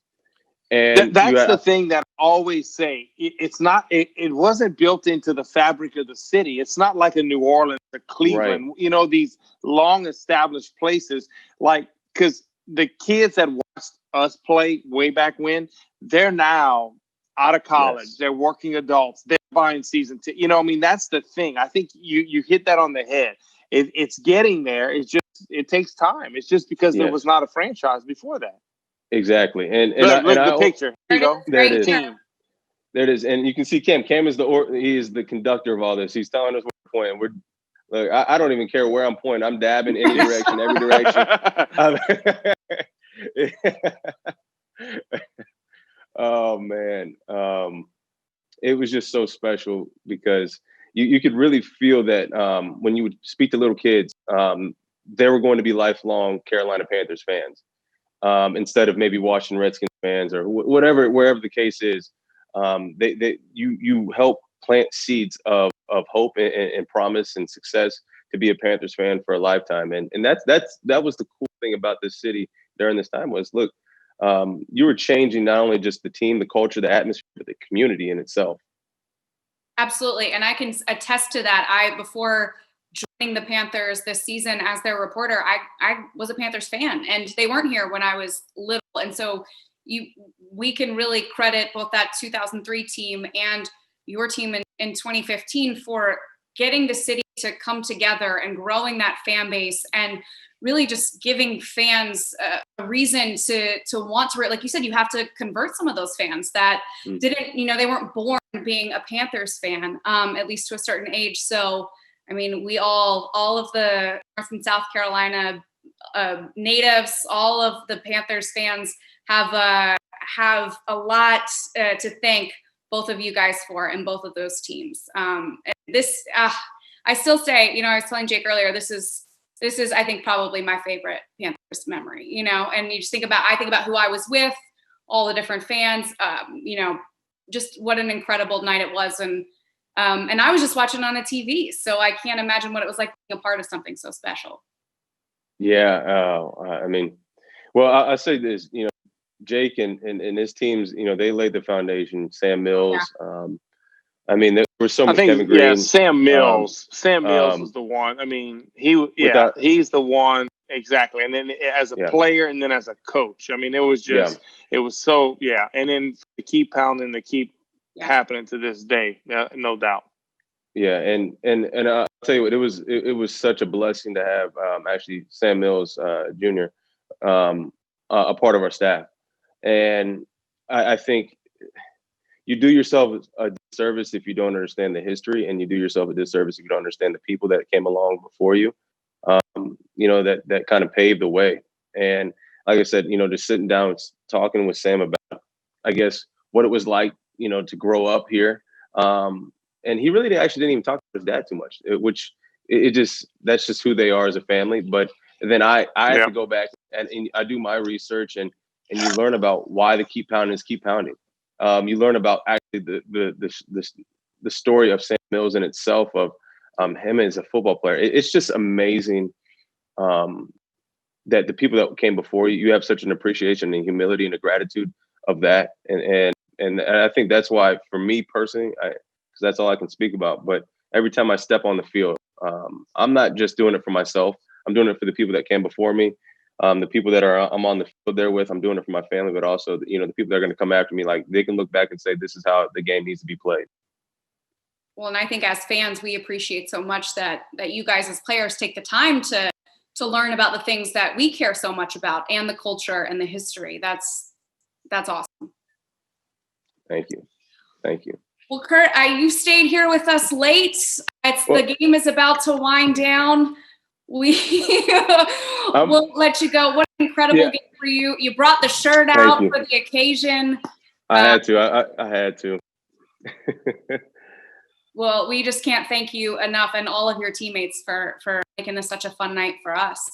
Well, thank you both for having me. This has been a pleasure. I haven't watched this game, and this might be the first time really watching it all the way through. But thank you again. I really do appreciate this, and anytime you guys need me, I'll jump on. You got it, Kurt. Thank you so much, man. I appreciate the insight and the stories. All right. Thank you, guys. God bless. Jake, we're winding down here. We just saw the game end. And I mean, man, you got to think Cardinals cannot wait to get off that field. Ugh. Oh, my God. Yeah, it's I've been a part of those. And it's like, would you please just tell the clock operator just to drop minutes instead of seconds? Yeah. I mean, let's go. Very much so. And I don't know if it was at the 2, look at Jay Stu out there, the fun that this team had, but I don't know if it was at the 2-minute warning, but it was in the last few minutes. they were flashing back in this game to your team, that 2003 team. And I saw you right up there, those flashback pictures. And I mean, we got to say that next weekend we might be doing something similar to this with your 2003 team, and that famous game against the Rams and X-Clown double overtime. I can't wait for that. Yeah, that might be something we partake in, and hopefully we could get the same, same crowd of people, because it's just like this football team. There's special stories. There's so many memories that go along with a season like that, and we kind of felt ours was the same way. And you have those stories, and albeit we're a little bit longer in the tooth than a lot of these guys, but the stories maybe kind of grow a little bit. But it certainly was a lot of fun, and looking forward to possibly reliving that next week. Well, and okay, so as we start to wind this down and think about how much fun we've had over this last 3 hours watching this game, what was your favorite story that you heard? Because that's what made me think about the 2003 team. Everyone's here, everyone's talking. We heard a lot of stuff that we didn't know. What I think mine might have been the defensive guys clowning on Thomas Davis for his meetings. I had never heard that, and then seeing all their reactions. That was what was funny to me. I didn't know if we were going to be serious or we were going to kind of be silly on this, but yeah, I thought that was because I know that, like, I know what they're talking about. I was with Thomas for a few years. We drafted him in 2005, so 5, 6, 7, 8, 9. Yeah, so we were teammates for a while. So I know that. I know exactly what they're talking about, and it's just that's comical. I think the teasing of the Josh Norman with him and Cam and the fight, I thought that was great. But watching Luke Kuechly with all the different guys, especially the Josh and everyone, how that's what I think I enjoyed more than anything. Watching how Luke, they revered this guy. Revered him as a player and as a person, and they respected the way he played. And whatever he said, it was okay. If Luke says jump, they say how high. And that's kind of what I enjoyed, just listening to all that. But Roman Harper buying a foot massager for Jonathan Stewart. I thought you were going to say the Roman Harper eye flipping out. There were two. The foot massager was great, but I thought I knew where you were going. That was what tonight was. There were so many incredible stories. I didn't even know which Roman Harper story you were going to say. But the one about I think it's just so Jonathan. I mean, he came in with talent like we had never seen as the first overall pick, as the 8th overall pick, and our number 1 draft pick in 2008.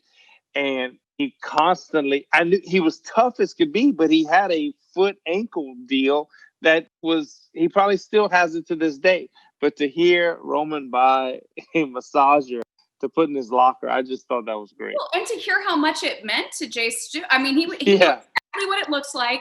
He remembered how he used it. He said he started drinking coffee and was using the foot massager. I mean, he talked about it for a while. And I think you're right. It was just the camaraderie, the love that all of these guys share for each other. I mean, it was great for me just to be a fly on the wall to all of these stories. But man, we heard some gems tonight. And I think, those great Panthers teams, and you've been a part of one, have that. You have that chemistry, that love for each other. And it was very cool for me. And I hope for all the fans to get to sit in on all of this tonight.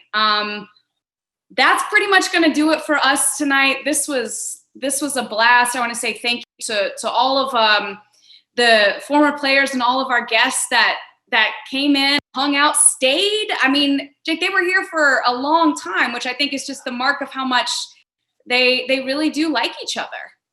No, there's no doubt. And when you're reliving past glory, past, happy memories, but that's the thing, I have questions in my mind, what I want to ask. And I think didn't get to ask him because we started telling stories and one thing led to another. And that's what I enjoyed. Even DA coming on. I mean, here's a backup quarterback talking about what he's doing in scout team against this team.